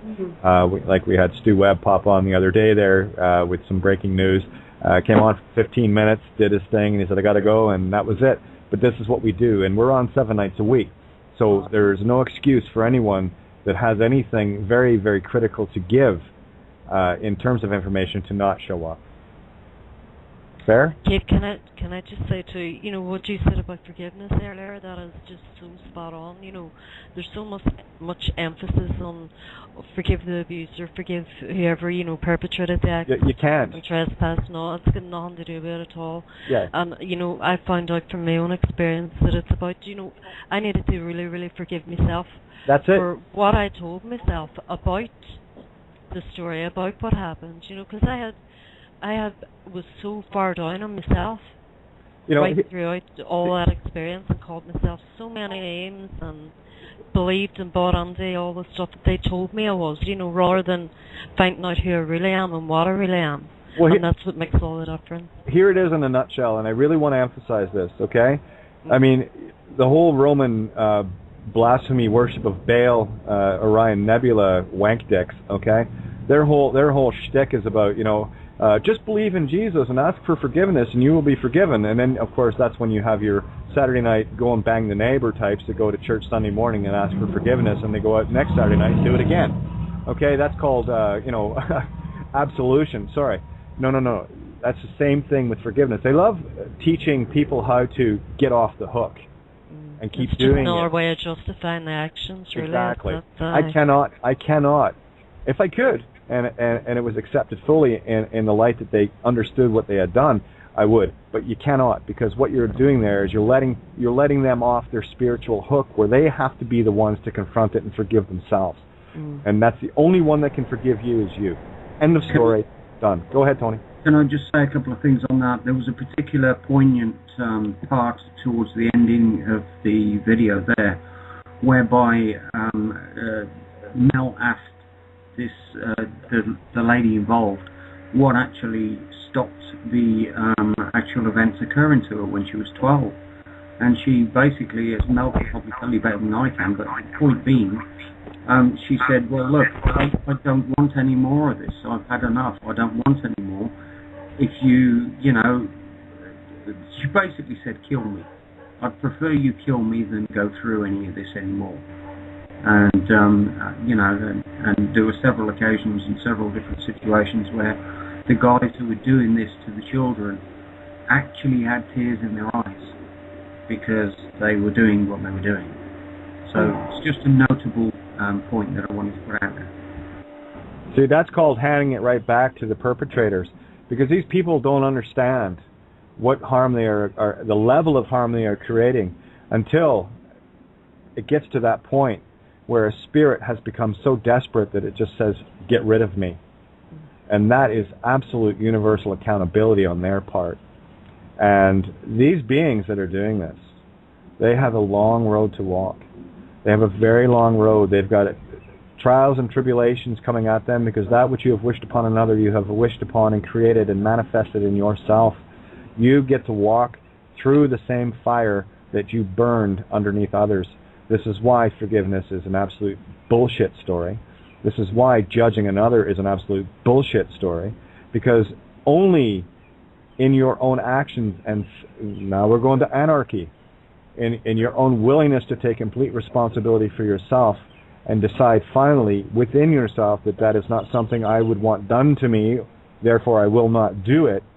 Unfortunately, these beings are going to have to experience the mirror effect. That's how this universe works. It's called the golden rule, because that which you have wished upon me, unfortunately, if it was harm, you have wished upon yourself, and there is nothing I can or will do, because I will not trespass on free will choice or the golden rule. Have a nice day. Absolutely. I'd also just like to add to that and say that for those people out there who are perpetrating harm and who do like to play the blame game, you know, it doesn't help your growth or evolution at all. In passing on the blame to other people, you actually give up your opportunity to grow. One thing we need to know is that within the overall creation, there is light, and yes, unfortunately, there is dark, and we do have to face it and go to the fire sometimes.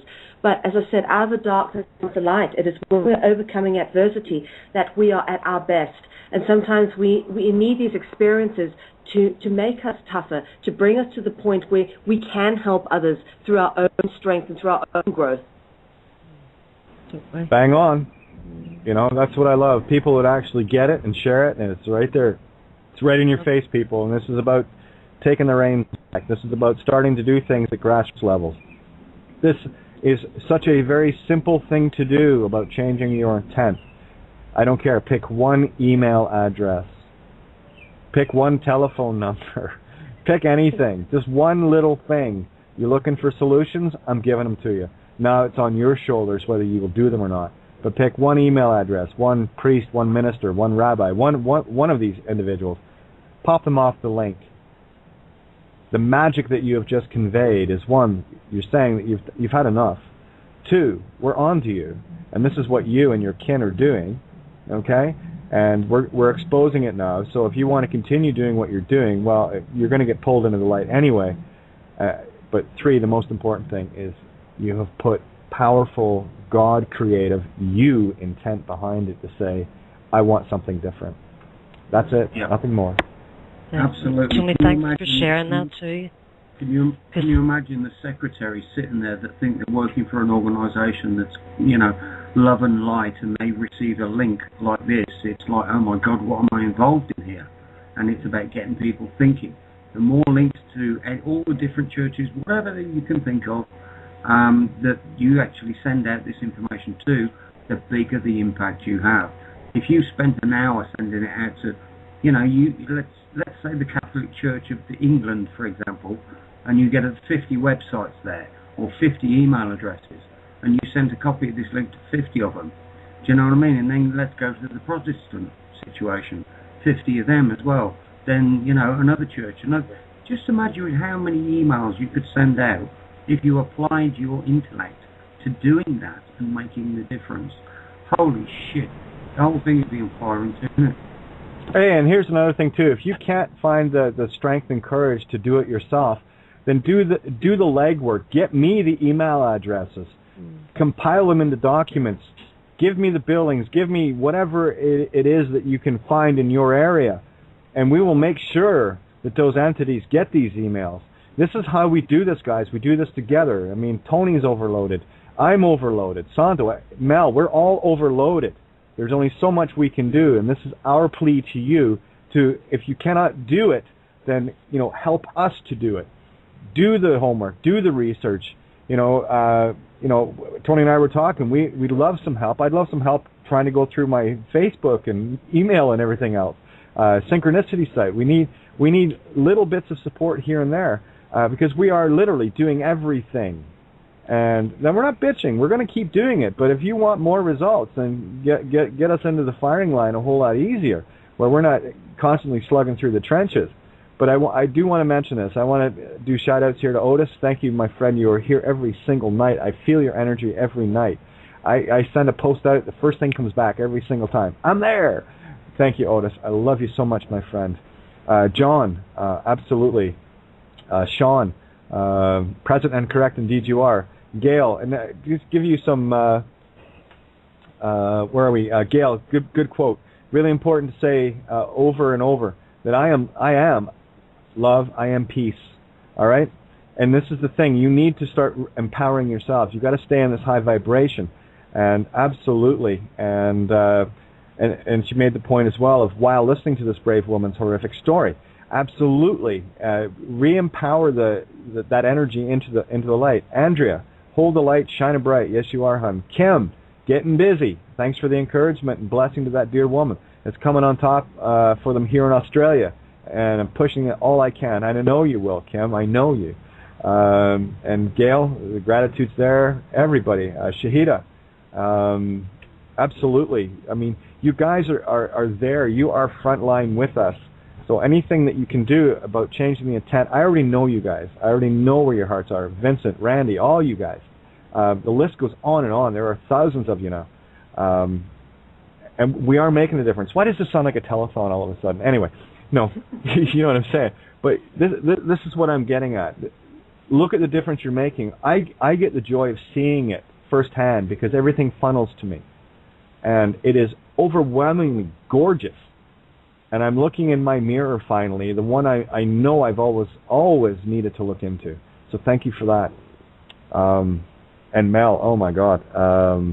I can't even imagine sitting interviewing this woman. But at the same time I can, because that sense of power that I would get from her alone. You think I'm fired up now? No, that would just take me, and you don't want me over the top, trust me. That's Tony. Tony, and I can see you prancing around the room, smashing the place up. Yeah, that's a Gemini dragon for you. Hey, are you a Gemini dragon? Yeah. Oh my word, so am I. Oh, you're 64 then? No, I'm 76. Oh, you're way younger than me. You're such a baby. I'm 64, wood dragon. So, oh, wow. Do you know what? Oh. Yep, all gone quiet. Mel, you've gone and pressed the wrong button, haven't you? Oh, crikey. Okay, so, are you there, Kate? Okay, yeah.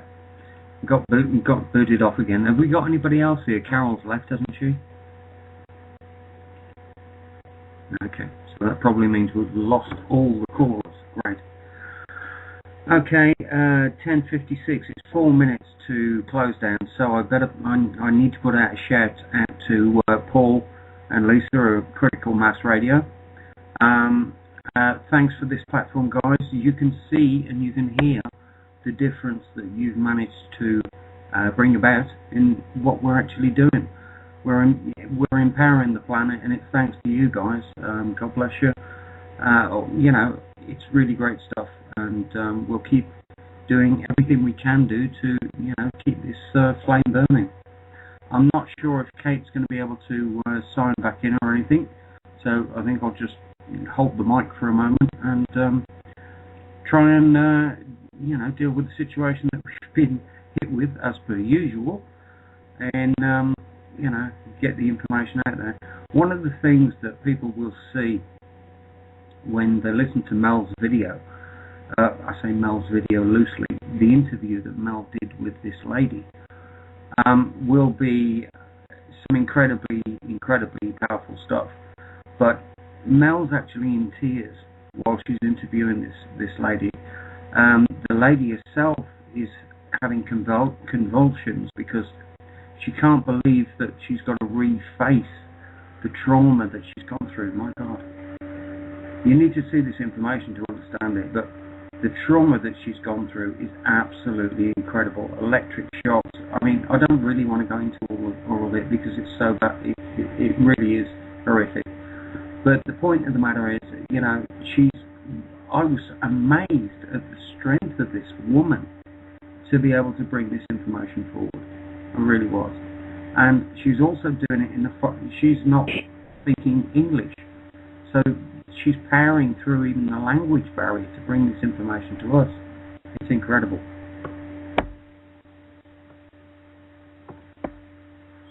Okay, is anybody hearing me here? Just a yes in the chat room would be fine. Because at the moment Okay, we're back. Talking about cutting it by the wire there.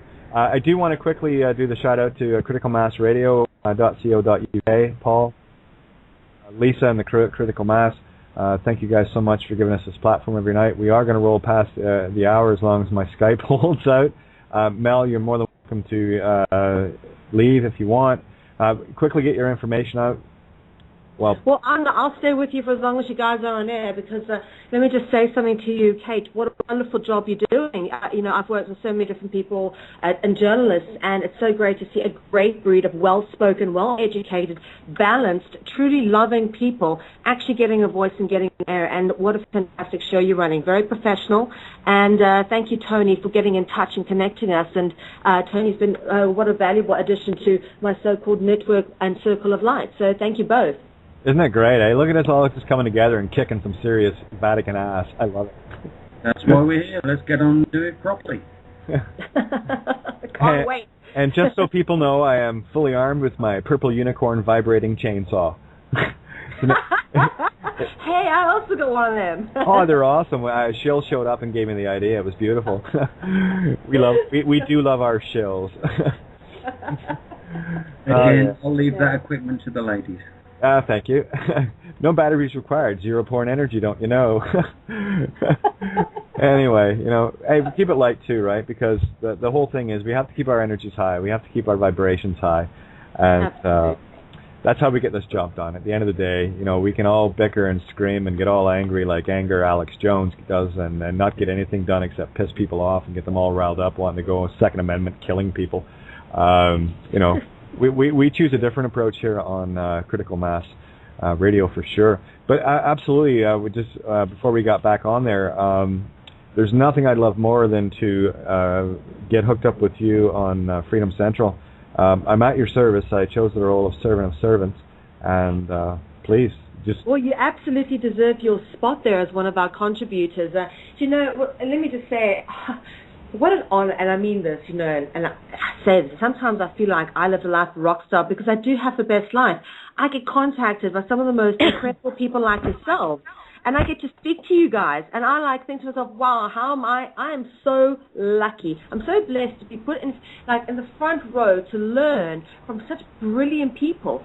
Speak to them firsthand, and what an opportunity, the blessing that is. And I share that journey with other people, and I do it, you know, willingly. And if people want to join and share that journey with me, I'm very honored. You know, I don't expect people to pay for it, which is why I don't have a donate button. I'm just honored that people want to do that. And for me, that's what it's always been about. Freedom Central is nothing more than my journey of experience. Yeah, you know, and it's funny you say that because that's exactly how I feel. I know Tony feels the same way because we get to hang out with the coolest cats on the planet. And it's like, how did I get here? I know, it's amazing. What did I do? I was just hanging out one day and made a judge bow, and all of a sudden I'm talking to really cool people around the world. What's going on? Yeah, absolutely. And you know what? I think it's not beyond anybody. This is it. Is that in this day and age, you can reach out and touch anyone across the world. Yeah, and that's the thing, and I tell everyone that's tuning in, they call in. That's exactly it. And we treat this, I bring it across the table as this is just a phone call. and it's getting aired, but this is still just sitting around the coffee table, hashing out these issues where people need to get the information, need to get the understanding, and they also need to know that they have the voice. And this is their show, not mine. I just call it outside the box. At least they know where the table is sitting. That's it. Yeah. But it's so true. You say that so well, Mel. It's there's not a day goes by that I don't go, wow, what a blessing to be able to connect with so many brilliant people in this world. Yes, for sure. We are very blessed, and I'm just a woman behind the computer. That's all I am, and occasionally behind a camera. But at the end of the day, it just has to be about intent. As you said earlier, sitting there just with a huge gun on my face, because ultimately that's what it comes down to. Is I use the tools that everybody has, and I've had less than most. Let me give you my situation. I squat an office block. I go to the gym to use the shower because that is what we can afford with our little business struggling in this economy. We have to give up a little cottage in the country and actually sort of move into our offices, which has become Freedom Central headquarters.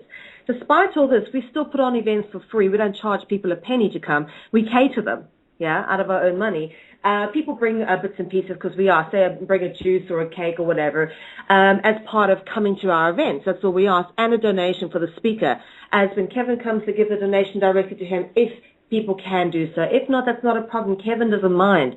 Just as he doesn't mind whether it's 2 people that come or 100 people that come, whether he gets money or whether he doesn't. He's working at it from the same place as I am, which is why I work with him so repeatedly and why I've really sort of gotten on with his cause, because I can see what he's all really about. And it's not about selling books. It's not about having a web shop where they can come buy DVDs. It's not what he's all about. He really is about changing the world, and that's what I'm about too. And he's come with solutions, and he's taken this further than anybody's ever taken in terms of charging the highest of high. And these are the people responsible for doing all this stuff. So, yes, I'm going to stand next to him and be a warrior by his side. And there's so many people who daily attack me because they're trying to bring him down. The onslaught, this whole website's dedicated to stopping Kevin Annett. Oh, I know. There's a few of them out there. I've dealt with a lot of those trolls and shills over the last number of years. I'll be quite blunt about it. They don't come anywhere near me because I'll shred them, and they know it. It's called the Irish wit. I don't know what it is, but you should hear me when I get going some nights, asshole. Oh, yeah, no, I believe you. And don't worry, I've got it too. A Gemini dragon, as bright as our light is, so is our dark. Mm-hmm.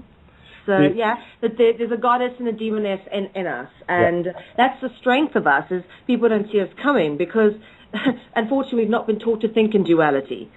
People want this one aspect, but they don't realize the strength behind it because of the true nature of life, which is dualistic. And with the extreme passion and brightness and light, unfortunately, does come the other aspect, which can, I know I can have a bit of a temper at times. I'm not proud of it, but it's there, and I deal with it. Well, absolutely, and that's one of the things. And of course, I like to go, Santo, and go into all of these aspects of knowing thyself. And one of the things that I went through everything: Mayan, Chinese, Western, you name all the zodiacs, Tibetan, lunar, etc., to get a better handle on. Oh, okay, well that all makes sense. One of the things I found about 64 was wood dragon, and as it turns out, the wood dragons of all the dragons are the most gentle of them, except when you light them up, they are the most vicious. So, and again, you speak of duality, and that's what the problem with people is. They're stuck in this duality of it's either good or evil. They cannot see the good and evil in everything. That's dualistic. Singularity thinking is seeing both at the same time. Dualistic is looking at one or the other independently. Yeah. I use a coin as an example. When I flip a coin up and ask them to call it head of the dragon or tail of the dragon before it hits the floor. And of course, when it hits, say the head of the dragon is pointed up, and they say, "Oh, it's heads." And I said, "No, it's a coin." Just because you can't see the tail doesn't mean it's not going to be there to whip you. So it's to get people into the singularity thinking instead of, looking at something as being good or evil. Look at it as both. I mean, and here's the thing. Let's look at these entities that are doing these things to our brothers and sisters. in these ritualistic ways, yes, it's extremely evil, but at the same time, what it does is it gives you a good contrast as to what you do not want to be and how bright you truly are. So take the gift and the curse at the same time. It balances out. That's so true. You know what you said there is so true. What you do not want to be. There's so many people that I've learned from. The people that I've learned from the most are the ones who've taught me what I do not want to be. So not every lesson has to come from a positive lesson. So again, I believe that, light and dark is part of the one creation, and obviously darkness must therefore serve a purpose. And we can't often choose what happens to us, but we can actually choose how we let it affect us. And that comes down to perspective. And the choice to be ruled by your emotions or to rule your emotions. And that's all it is. And guess how we do that? We change our what? Our intention. Isn't that funny how it always comes back to what you really mean? And that's why if you catch any of my shows, I'm very heavily geared on linguistics and breaking the code of... oh, me too. I love it. I love it. Oh, you're going to love some of the stuff I can share with you. The sigil breakdowns and stuff. Oh, yeah. Oh, thank you. I love that stuff. I'm into that stuff so much as well. I want to ask you, have you actually by any chance had a chance to read P.S. O'Back's The Murder of Reality, Hidden Symbolism of the Dragon? No, I haven't. Do yourself a favor, if you're into linguistics and things like that, this is the book of decoding reality with linguistics through symbolism. A lot of symbolism we've learned through various wonderful teachers such as Jordan Maxwell, David Icke, and the various people along the way who've obviously built upon each other's knowledge. This stuff actually gets down to the language level of it and how that plays into it. Almost every single word that we speak can be traced back to almost serpent origins. Yeah. Very interesting. I find that so fascinating. I love that stuff. The only thing that I found that I do different than any other entity in terms of symbology that I've ever come across is I do it phonically. I do it through the sound because, again, for me it was all about mating the sound with their sigil. And the last couple of shows, if you get bored someday and actually the last two just right on the money with it. But basically, we learn to speak first, and of course, then using their indoctrination called schools, they train us to take those sounds that have a very specific meaning of intention of the being before they read and write. Because what I've come across is the fact that every sigil, every letter has a definite meaning to it and a different intention than we're aware of. And when we tie our natural pure voice in the process of being spellbound, learning how to read and write, what we're doing is we're actually mating up our power to their sigils. So what I've done is decoded it and severed that connection. Yeah, I love that. I'm so into that as well. I'm also working on a few of my own theories, which are very parallel to that about the actual meaning of the letters and stuff. Yeah. There is so much you can look into this. It's incredible. Well, here, let me give you one I shared the other night. Someone had asked me, had said about, I'd said the term, I need people to understand me. And that was for me, not for anybody else. I just need you to understand me. And then somebody said, well, remember what the word understand means. It means to stand under. I said, hey, back up. That's legalese. Let me tell you what it really means. Okay? Here's a quick breakdown of understand. I'll give you the Coles Notes version of how I decipher words. Let's go with under first. Which means to not be. Okay, it's like United Nations, the un-nations, right? Just like Washington, D.C. is Washington Direct Current because they're after the feminine divine spirit through the Regis stir. Okay, so understanding, you have which is not, and der, which is German for the word the, and then it brings back around the word the, which means theos, or God. So the ungod, standing. All right, let's go letter by letter. U, the universal letter for electricity. N, which is a possessive letter, which only means that things that are joined, the letters that are joined to it, are owned by it. So you're owning the electricity. D, of course, is a fourth letter of our alphabet, and which is a box. And of course, in the Greek alphabet, it is delta, which is a triangle. So that is the boxing of the Trinity of self: himself, herself, itself, you, the divine Trinity. Then we go into E, which is 9. Is that right? Yeah, 9 in the mirror of yin yang, 6, 9, which means it's the dark made light. And then you have R, which is a very particular sound in Greek, which is the Greek letter rho, which sounds like this: ro, okay, which is a very special letter in the Greek alphabet, and it means that it's spirit breath. So you're giving the word life. And of course, when you look at the ER and under, that's the reverse of Ra, which their sun god that they worship. The ancient spelling used to be R-E, not R-A. Okay, so there's the son of God in the mirror. Let's go to S, which is the feminine kundalini, and is only half of infinity, because when you take an S and put it in the mirror, you get the other half of it. Then you have the letter T, which of course is the highest note in the scale, which means love. If you look at it from Latin, then you have it from the word T means you. There is nothing sweeter than you. All right. Then you have A, which is of course 6. Lowercase a is 6 in the mirror, which is the light turned dark, mine, because of N. Then you have again the D, which is of course the box trinity of self. Now, 2 other letters that when you locate them in words, are very, very specific. I'll use the word prose as an example. Now, how do we say it? We say prose. Well, you can actually split it up and go pro se, which means for himself, herself, itself. That's why when you go into court, if you go in pro se, you're going in as your divine trinity.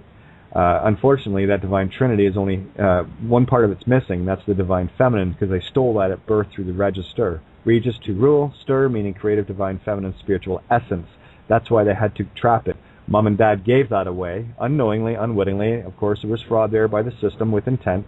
Mom and Dad gave a gift. An obligation was handed back in the form of a bond, which down the road we have all the money created off it. So all the money in this world is actually the skin off our backs. So that's why they had to rule our divine, creative, feminine essence. And what I've done of late, more than anything else, is decoded all of this and brought it into the light so that the courts now have the tables turned on them very quickly, very easily, because the intent to defraud was there by system first, based on the actions of the system around us. By one's actions, one must be known. Oh, it must be getting close to the May 2-4 weekend here. Fireworks going off. So anyway, so there's a quick breakdown of that anyway. Interesting, eh? Yeah. That's very interesting. I'm very fascinated by that stuff. There's one thing I was interested. You've never considered that the letter S actually potentially comes from snake.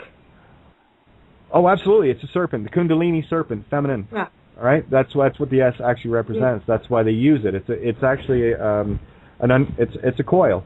Just like I'll tell you why. If you look at a two-dimensional circle on a piece of paper. Mm-hmm. See, now you can take that circle, or take a thread, for example, and you make a circle with it. You can actually measure the length of that string, okay? And you can also pin it into 4 points so you can make it into a box. You can calculate the area of that box. Now, the instant you make it into a circle, something spiritual happens to it. Something very, very special happens to it, because you can no longer measure the area of that circle. You've got the pi r squared, right, which will only give you an approximation. Because I'll tell you why. A two-dimensional circle is actually three-dimensional in its structure, because it is the overview of an infinite spiral. That's why you can never measure its area. It keeps getting bigger and bigger and bigger, because the point zero, whatever, keeps going and going and going. Okay? That is incredible. All right, so these are little things that I've kind of brought to light, and just the key row symbol. Tony, I know you want to jump in here. Yeah, just one other point. The S actually represents a spiral and not just a circle as well. Yeah, well, that's why I'd mentioned it. It's like a coiling. It's like a spring. In as much as, look at the figure 8, they call it infinity. And all you have to do is chop the top and bottom off it, and you have a piece of the DNA strand, okay? So, and then, of course, infinity upon infinity, you have to open up your infinity first before you can start joining new ones to it. Now, where was I going with, the two-dimensional aspect gone 3D? See, isn't it neat how something 2D is actually 3D? It's beautiful. We were talking about the serpent. Yeah.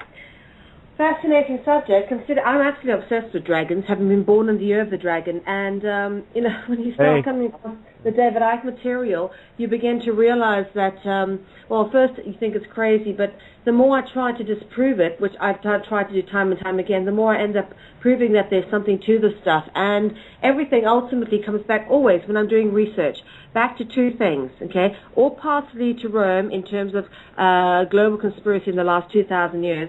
Beyond that, everything leads back to the serpent. Hey, and what day were you born? 23rd of May. 23rd of May, so you're first deacon. You're right along, you're very close to Tony. He's third deacon Taurus, brings in first deacon Gemini, so you're first that brings in Taurus, so you're grounded. By the way, you know why you're a dragon? No. Takes one to slay one. I love that. I love that. I'm living in a little town now that's absolutely filled with dragon mythology. It's wonderful. I'm making a little documentary here. You guys will see it soon. But yeah, it's. I just think there's so much to it, and also I think we were talking about duality earlier. People tend to look at darkness as evil, and not necessarily see that actually sometimes darkness could be the wisdom of God, which I sometimes think maybe it is. We're overcoming adversity, and that's ultimately what evolution is. It's a process of creation. Well, what do they tell you? What do they teach you to be what? Afraid of what? To be afraid of the dark. And of course, when they put fear into something to make you afraid of it, what are they doing? They're trying to get you away from it. And my choice was very simple. In order to be the brightest, shiniest light of the Son of God that I am, Creator itself, part of, I had to find the darkest, deepest, darkest places. So guess what I chose? Oh, Vatican looks pretty dark. Let's go and have a shop downstairs there in their little dungeons, see what we can dragon out, right? You got to have fun with it, And I got to tell you, a few of us have been through the mill in that regard, and didn't work, did it? Oh well, sorry about your luck. Wow, I'd love to get more on that story, actually. I keep saying to Kevin Annett, because he's just been nominated for the Nobel Prize, and of course, they only award the Nobel Prize to war criminals like Barack Obama and Henry Kissinger, but because, of course, the Nobel Prize is named after Alfred Nobel, who made his fortune selling arms and explosives. Inventing TNT. I don't think Kevin's going to get it. But nonetheless, I said to him, if he does win it and he gets €1 million or $1 million prize money, he's setting up a foundation, and I'm in on that team that goes into the Vatican archives. I tell you what, I want in on that team because I want to bring all of that darkness out and expose it. Hey, that's going to take a long time. That's not a 5-minute job, I'm only turning 37 in a few days. I think there's a reason for me coming and waking up so young. I've still got a bit of time ahead of me. I just feel this was part of my destiny. Maybe it's wishful thinking, but I'm obsessed with the thought. Absolutely, and Tony, he has a re-entry day in 6 days, and 5 for you now because you're past midnight, and that would make 7 days for you, Mel. That's right, yeah. And then in I guess about 3 weeks after that, I hit the double sevens. Look out, New World Game. Wow. There's a whole lot of powerful astrological. It's just after 3 in the morning here. I must pop off soon. Yeah, I told you. Well, I'll keep running it until God knows when. So we can only run it up to a maximum of an hour past. But by all means, Mel, I'm not chaining you here. I'm just so happy that you made the call with us tonight and brought this stuff into the light. And look at the connections that are made. Can you share some of the radio information that you guys do so that people can tune in with you guys as well? Because we got lots of people that and I love this. They look everywhere. That's what we ask for. Don't stick to one. Get everywhere. So share your gear. I love that. I love that you encourage people to look everywhere. Okay, right. Well, first off, my website, freedomcentral.info, always stayed the same, just freedomcentral.info. If you want to write to me, my email address is info@freedomcentral.info. Very simple. And, of course, we've built the itccs.tv website for Kevin Annett, which is the independent website with all the footage with regards to the International Tribunal. Of course, I will be launching the case of South Africa within the next few days online, the opening session of that. So there's lots going on. And I just want to say thank you to you guys. What a great show you're running. And so honored to finally get a chance to be on here with you, because it's been, I've been listening to, watching this little show grow over time, keeping an eye on you in the distance and thinking, you know what, these guys are doing something right. You've got some great guests coming on, and I'm thrilled to be here, and I'd love to chat to you guys again. Like I say, we don't have a door here, so it's obviously open. Show up whenever you want, anything that you need. You just contact Tony or myself, and Santo as well. And of course, hey, we do this together, and there's no room for these silly idiots that are trying to be competitive radio, this, that, and the other. You're missing the point. If you're buying into competition, you're buying into the whore of Babylon. Being a consumer, Sumeria, Babylon, ring a bell? Okay, good. I thought it might. So we don't have time for that. We'll leave that for the children that still wish to fight over Tonka trucks and Barbie dolls in the sandbox. Not for me. No, we banish those people from. Well, we're actually not in the sandbox. We're outside of it. So I'll take the ultimate dark and infinity. That works for me. Oh, I love it. You guys are so great. I love the humor that you bring to this and the light. Fabulous, guys. I'm going to end off and keep going. So great to speak to you. Love you both. Thanks, Tony, for introducing me, and I'll speak with you again. Absolutely. Melanie, thanks. Absolutely. Thank you, Mel. Speak to you soon. Thank you. Thank you to everyone who's still listening. Gee, I don't know we're still called on. Of course we're still listening, silly. Oh, yeah. Lots of callers on, hon. Wow, wonderful. Well, thank you to everyone who tuned in. Wow. And I'll speak to you all again soon. Have a good evening. Okay, Mel, take care. Love you. And give love to the husband as well. And we'll catch you sooner than later, okay? Definitely. Take care, guys. All the best. All right, take care. I guess I should probably say something like sweet dreams at, 2, well, for her it's 3:30 in the morning.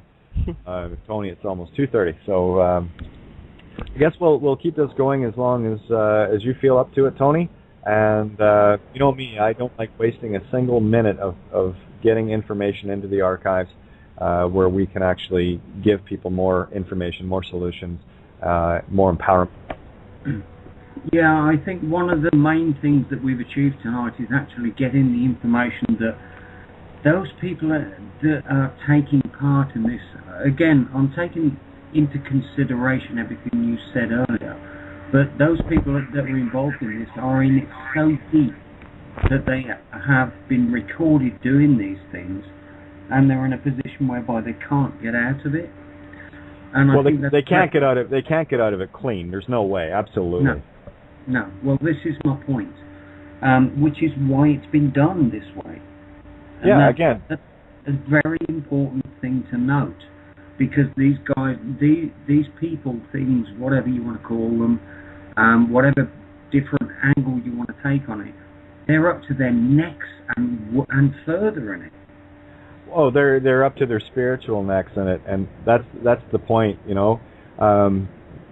In this lifetime, I can't say there is no way out. There is, but it's going to take some serious work on their part, and it's going to take them to stand in the face of their supposed masters and understand that they got duped and that they were led by the nose into situations where all of their defenses were brought down. Because we don't know the full situation of any of these people that have been brought into these situations where some of them didn't know what they were getting into, and then as soon as they were there was no way they were getting out. So exactly, that's why we cannot hate.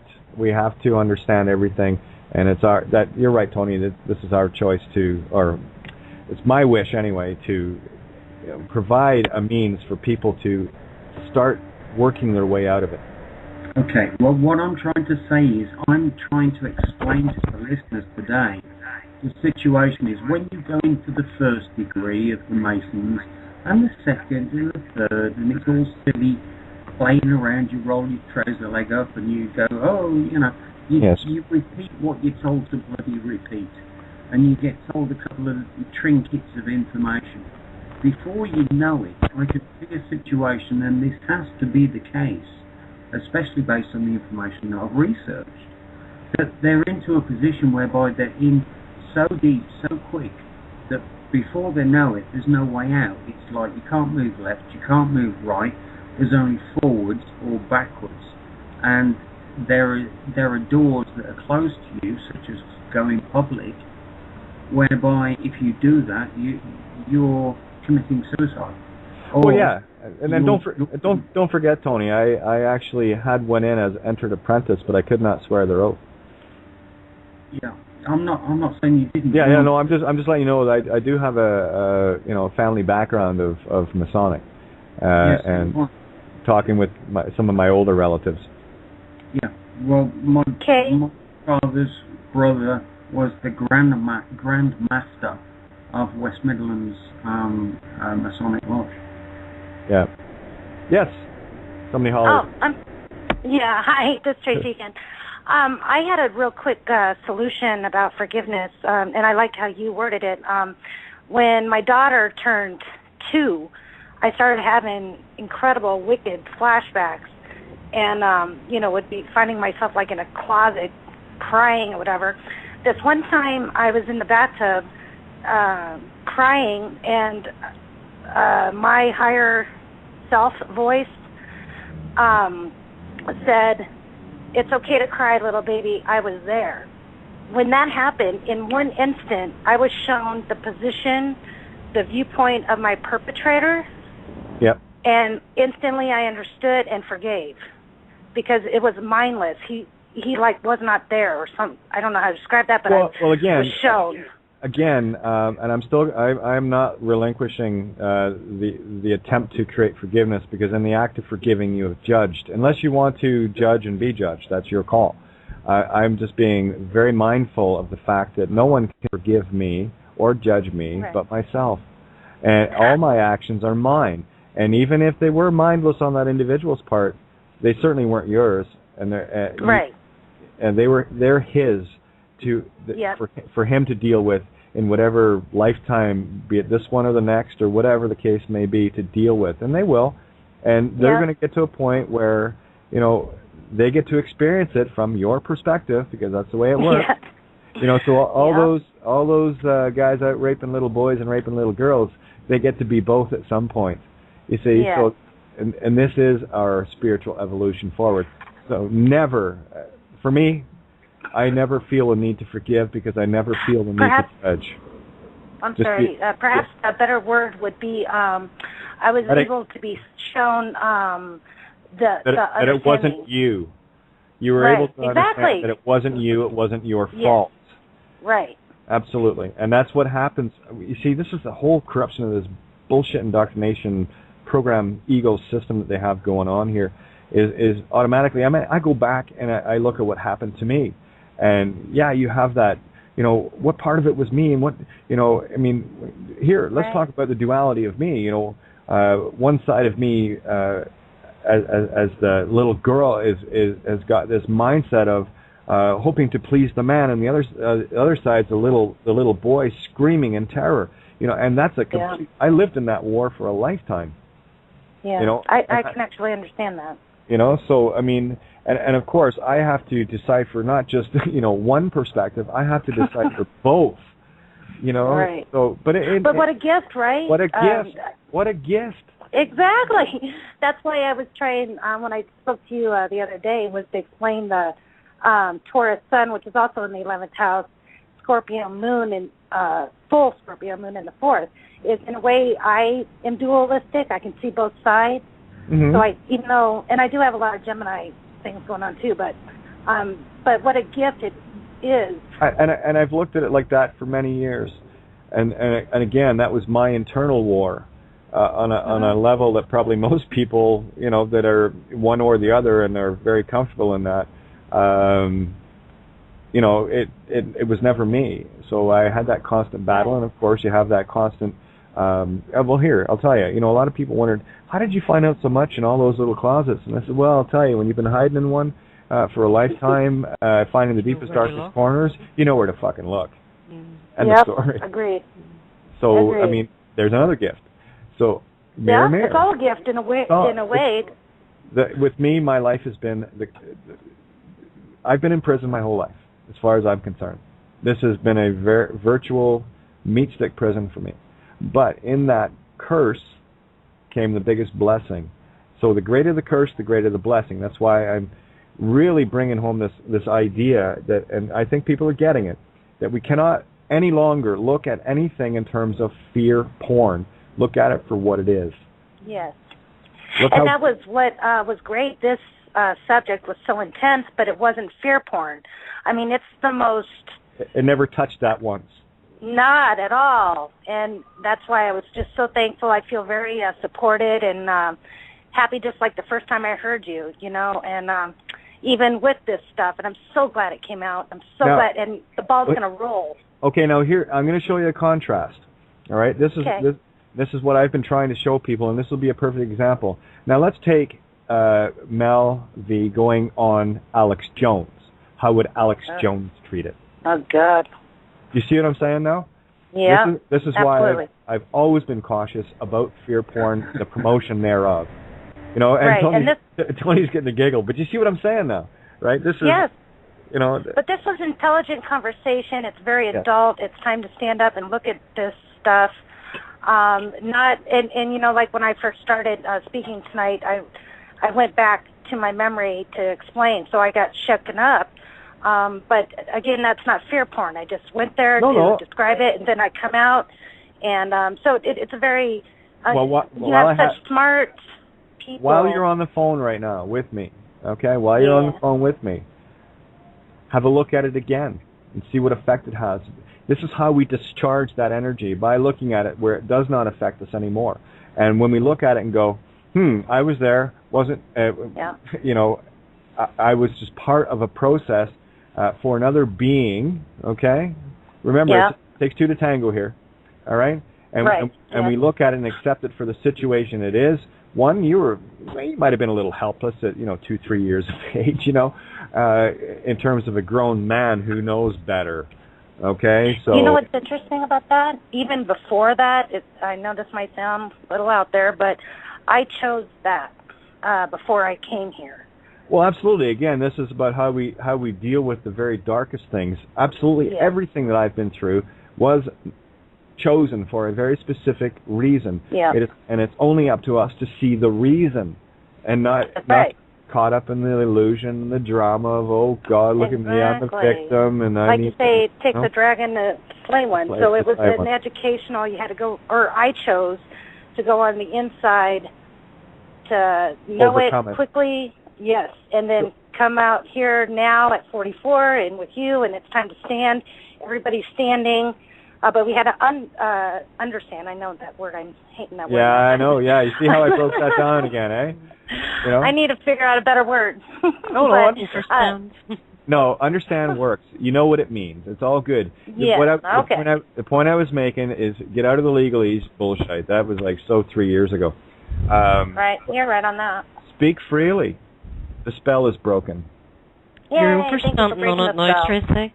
Well, I know you're... Sorry? You're overstamping on it now. You're finding a different way. You're finding something better to do about it all now. So that is overstamping. Absolutely. And now I can get into that one too, but I won't. But anyway. Another day. The point is this. The spell is broken. Speak freely. Yay. Do not have any need to justify any of their fucking sigils, please. Yay. Yay. Earlier too, Kate, Tony, thank him for what he said there earlier on too about that woman, whenever she got to the point where she said, enough's enough, and from my own experience that's where I got to too, and I the man that was perpetrating that sort of stuff, trespassing, I basically said, you know what, you can badger me, you can kill me, I'm here, and I put my arms out wide and I said, go for it, but I am not letting you do any more of this tonight. So it's about dropping the fear as well, because once you stand up to them and once you let them see that you're not afraid of them, they back down pretty quick. Well, that's because you become their mirror. Now they have to come to terms that they've done something wrong, because up until that point they see acquiescence. It's wrong. Until you I don't know how old you were, but actually they can't even handle the light. If you just, it's very hard to use words, but there's such a power that, and all you have to do is scream, no, I didn't even know the words. Didn't even know words. You don't have to though, because what happens is, in that instant, your intent changes and your sun fires up. and you become the most blinding mirror that they have ever confronted, and they look at themselves and see the monster that they are, and that's they cower away. They can't even. They get afraid of themselves. Let me just interject here for a second. Go ahead, Tony. This is the point. I've seen the information I'm referring to. Now, what essentially happened when she was 12, as I said before, she actually turned around and said, no, I can't take this anymore, I don't want this anymore, I do not want any more of it. If you love me, let me go. If you don't love me, then kill me. That was the ultimatum that was given to her abusers. And that's the point when it stopped. Because they can't interfere with will. True. When you stand and clearly show your will, nothing can come against that. Now you're showing your God. That's what scares them. That's the 3%. Exactly. 3% of your DNA that can never be mimicked, can never be matched, and can never be decoded. That's you, and they'll never touch it because in that little Kundalini DNA spiral thing that's going on, it has to be strung to something, and that which it's strung to is you. And when they get to that last little bit, it's like chewing down an electrical line right to the socket, and then all of a sudden, because the wires are all disconnected, they put their lips on the socket. They find out very quickly what your God power is all about, and it makes their winkies rather wimpy. Yep. So right. Yep. They cower away. They Oh, exactly. They don't. Yeah, they cower and they run for the hills, and that's what we. She got to the point where she eventually was able to express her free will, and it was that free will and that expression of no that changed everything. Exactly. That is Tony, I'm glad you brought that up, because what I got from this tonight more than anything else was when she got to that final point where she'd had enough and she said, no more, kill me, I'm done, I cannot do this anymore. What she did was she finally took her heavenly contract of do not trespass, and she held it before them. And she said, I do not consent. And upon that, as the will of God, that's when the blinding light came forth. That's when she was able to penetrate through their bullshit black armor and hit them right where it counted. And that's why some of them ended up in tears. Isn't that amazing? I got to finish this because that is the point where these people broke down and she never saw them again. Yeah, exactly. Same here. That man on I've never been touched. He held his head in shame.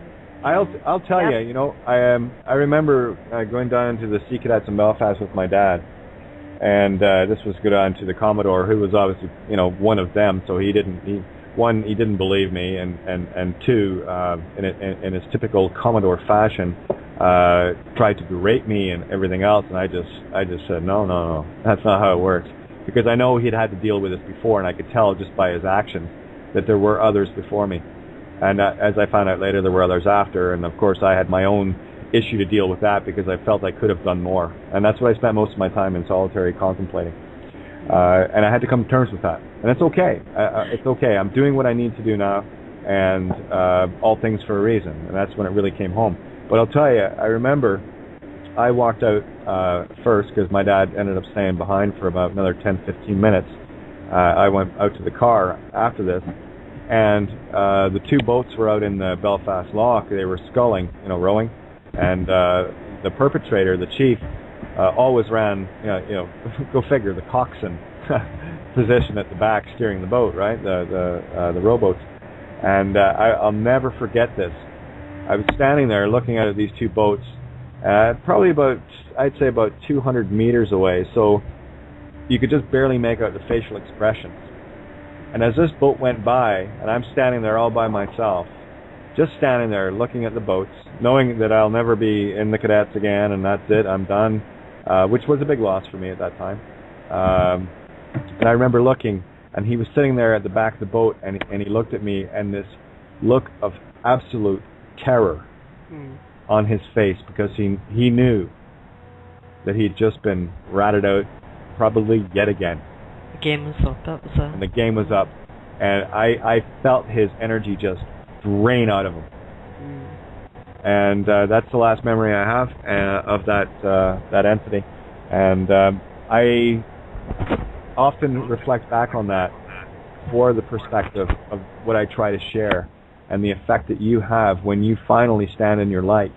And I was 13 years old, okay? And I'm looking across, and I can honestly say I wasn't thinking anything. I was just looking across, and it was a pristine moment of absolute truth getting delivered. Freedom, Keith. Yes, it was. It was absolute freedom, is what it was.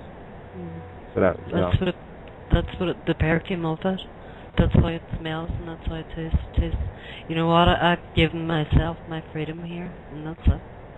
And that's all we have to do, you know. And it's not being at effect to it. It's like that one scene at the end of Good Will Hunting, when Will, you know, that solid wall character that he was not going to let anyone penetrate through anymore because he had been abused so badly in his youth. And imagine having a brain of that level too, you know, and not knowing how to deal with it. But when he finally turned around I can't remember his name. Comedian Nanu. Robin Williams. He turned to Robin Williams, and Robin was looking at him, and he said, "Will, it's not your fault." And he goes, "Yeah, I know." "Will, it's not your fault." He said, Yeah, I know. It's not your fault.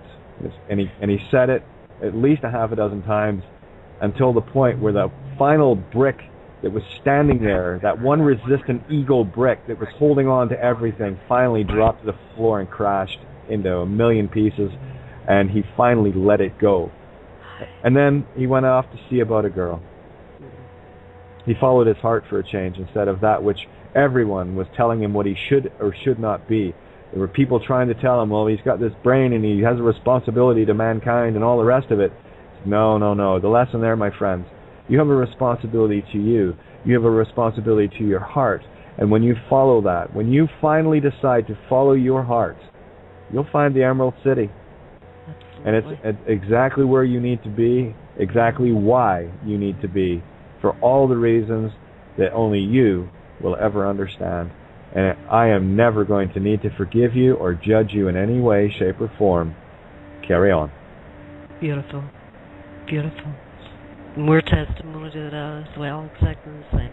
Well, exactly. And this is the thing, and what Mel had said earlier about, people, get out there, it's actually cool to be one of us, to be one of the ones that stand in the face of our oppressors and say, no more. We've had enough of your shit. And you've got a lot of healing to do. And I want you to start that healing now. There's no point in us, just like keeping on this, in this vengeance mode of I'm going to take you to court and I'm going to put you in prison and all the rest of it. These people already are in prison. Tony made that abundantly clear. Exactly. And the only key that can ever unlock that door is their own. That's the way I look at it too, kid. It's not about a fingers up thing or saying this in any way that is meant to come across as obnoxious or anything like there. That we are standing up and we are standing in our power now, and we are saying no more, And you go away and you do whatever you have to do to heal yourself now. Our part's done. We've stood up and we've said no. That's it. Absolutely, and ideas. Here's an idea in for MJ. We'll throw this on the air. What is in the subject line of an email? Who is CC'd? Large plain manila envelope, even for one page, along with many other entities. That a copy of that hard copy have been sent. Also, subtext of message informing us what will be. Actually, he bumped himself out of the call. I could probably bring him in here. I'm going to see if he wants to join in, because MJ always has something beautiful to add to everything. Same with Michael. I was hoping Michael was going to come in tonight. You all do. This is not about one is more special than the other. It's not. No. Everyone brings something absolutely stunningly unique and beautiful to this table, because look at our puzzle. It's not so much a puzzle anymore. It's becoming that beautiful tapestry. because the remembering is happening. Exactly. Everyone is putting their piece on the table and go, how does mine fit with you? Oh, it fits perfectly with mine. And oh, look, and yours fits perfectly right there with that. And of course, it's already joined to mine, so it has to be together. And then all these little pieces finally start getting put in, and I see a picture forming. And it's certainly not the one that I'm looking at anymore. That I'm looking at now in terms of what was. This is all past. What I'm looking at is a beautiful, beautiful creation of tomorrow. And I know that sounds tacky as all get out, but no, screw off. I don't care. No, me either. It's absolutely glorious. It is glorious. Mm. You know, and these are the things that we have to stay focused on. And I will say that for me, whether you do or not, that's going to be your call. It would be my wish that you would see that and be a part of it as well. Mm. You know? Yeah. That's what I was saying earlier. Kids, you know, anyone that wants to contact me too, you know, they're quite welcome. They have my email address and Skype here as well, and contact me because I do have different techniques to be able to clean this out energetically as well. It is a system that I've learned along the way, and they've worked for me, you know. Well, share it. The way I look at it is, you know, try it. If it works, be great, and if it doesn't, you know, you can always try something else. Okay, and while we're in the archive right now, if there's anything you want to share, we'll get into the archive. And one of the things that I will say as well, with regards to these shows, some of the most beautiful, poignant aspects of the entire show end up in the recording past the on-air. And this is why I urge people, and I'm grateful that if you've downloaded this and you're listening now, thank you for being persistent, because I'm sure you've gleaned a few more, pearls, if you want to call them that, even past the on-air section. So if there's anything you want to share, Keisha, just put it out there now. It'll be in the recording. Definitely. I'd like to suggest too that if anyone's, you know, looking towards going for counselling or anything get there, that they make a point of finding themselves a really reputable spiritual counsellor. And that's really important, because the spiritual counsellor won't push you further on the anger or any sort of negative emotions or anything get there. What they will do is help you to clear all that away out of your system as well, you know. So I would definitely suggest that for people that are considering counselling too, you know, over any of the issues that have been mentioned here tonight. And if anybody has felt any sort of effect from the issues that have been mentioned, to get in touch with myself and you and anyone else that's here, kids, as well. Absolutely. Sure we all know what it's felt like as well, you know, and come out the other end of it. So. Exactly. Well, how would they get a hold of you, let's say, if you want to put that information out? Well, my email address is Donna66. I'm not sure if I've got this the right way around. Donna66_ at hotmail.co.uk. At what? hotmail.co.uk. Okay. .co.uk. Okay. Yeah. I always like to spell it out for people. So there you go. Donna66_ at hotmail.co.uk. .co.uk. Okay, got it. All right, there you go. So that way that they know how to get a hold of you. Yeah. And well, I don't know about you guys, but I think we've done some wonderful things tonight. And I think tonight I will end off on a song. We've got about, I'd say about 8-9 minutes left here. So the last 3 or 4 minutes, I'm just going to close it out with a song. And I'm just going to do my another shout out for criticalmassradio.co.uk. Paul, Lisa, and the crew at Critical Mass, thank you so much. Couple of words. Go ahead, Tony. Yeah, a couple of words. Syncrenicity.com. Please, please, please check out the articles there, because the information is actually valuable. Yeah. A big check out to Mel tonight. She's done a wonderful job. My God, that's serious information. Yeah, and it's out there and it's getting uploaded, and of course once it hits our little station that could, boy, it goes far, eh? Mm-hmm. Totally. You know, and another little shout out for people, if there's anyone interested in possibly getting involved with us in helping out, contact us through Syncrenicity.com, please. And you know, every little bit helps. I've already had someone Skype me with regards to helping out with emails and stuff like that. So Absolutely, this is what we need, and of course, these are people that we know, and it's great. Brilliant. Let's do our part here. I don't think there's really anything else that needs to be said on that. If there's anything that you can do to change things in your immediate vicinity, great. If you feel that you may not be there yet, and maybe you can, tag up with us and help in that support way, because you will be making a difference and you will have changed your intent, and it would be greatly appreciated. After all, we do this together, and what a stunning array of beautiful people tonight. It just... It's a magnificence of being. Absolutely gorgeous. Every night it's like, gee, can we top last night? And every night we do. Which is really amazing. Yeah. In terms of energy, getting the word out, and it's like, did we give enough? Did we give enough information to change the world? And yes, we do. Plenty, and that's feedback I get back from friends on Facebook as well, and through email as well, and everyone's giving feedback or saying the same thing. We didn't think it could get any better, but it freaking does. Well, that's the thing, and we're going to keep doing what we do. I'll speak for me, and I'll probably speak for Tony too, because honestly, we get in these shows. One, we don't know what we're going to expect. And we don't know how it's going to turn out. We don't know what's going to happen, of course. But everything always seems to work out just fine. And everything seems to turn.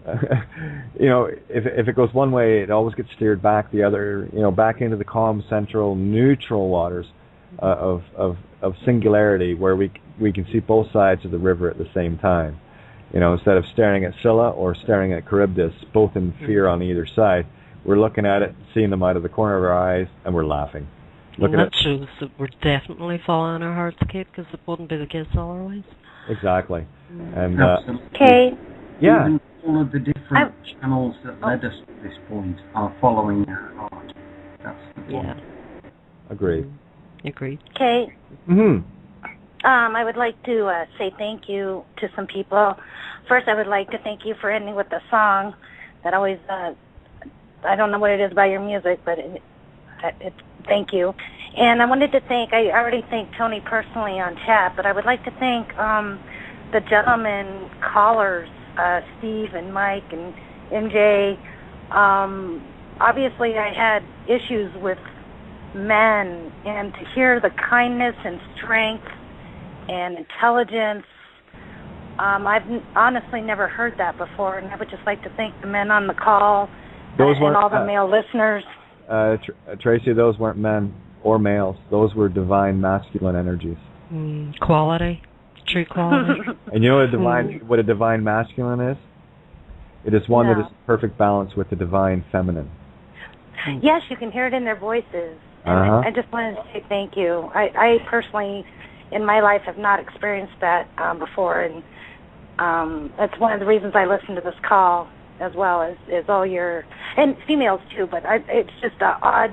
No, we know exactly what you're saying, and this is the paradigm shift that's needed because of the way, especially, and remember, I lived in a dual world here, and what I saw, and in the past and what I'm seeing now are very different things because of the conditionings that males get put through. Remember, I got put through it, okay, and I did not like it one bit. I did, where my male friends, well, let's go to the strip club, and I said, well, let's not, right. So it's not my cup of tea, well, for more than obvious reasons. But at the same time, what we're dealing with have been dealing with, is a very patriarchal, penis-driven, uber male power structural construct, and men. They're just saturated with it. They got saturated. Absolutely, they got oversaturated with it, and of course, you end up on the far end of the spectrum with jarhead meat sticks, that are walking around all that in a bag of chips, and they're really all that and nothing, right? It's beautiful too, Kate, because it's about men realizing, it's not about women wanting to dominate. That's not what it's all about either. It's about come together and sharing. And it's bringing it back into balance, because I've met a lot of women that are, you can tell they're overly masculinized in their approach because of that constant need to fight back. And what it ends up creating is a very warped sense of beingness for a female in a very patriarchal driven society. So I might even say that I understand the male. I mean, in my life, I felt that I was more male than any man around me, so I didn't understand the need. And now I'm learning how to be female. Well, you came up against it. That's why. That was your defenses coming into play. So now you bring it back to balance. Well, if you want to hear a song, I'm going to have to go to it now. Yes, I do. And although we're a lot further than halfway home, that's what I'm going to play tonight to close the show off. And why? Because it's only 3.5 minutes. It probably won't finish. But here we go. Much love to everybody. Thank you guys so much for tuning in. We'll close off. Thank you, kids. Love you all. Love you all. We'll close off at halfway home. Here we go. God bless. Thanks for listening. God bless.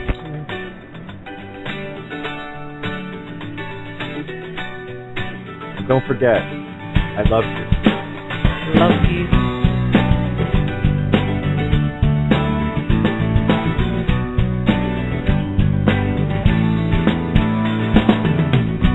It's been a hard day, so tired that it won't be long. Till I get home, she'll still be there. Can't think what I might say. Blacktop sweat from all this rain. All I know is I'm halfway home.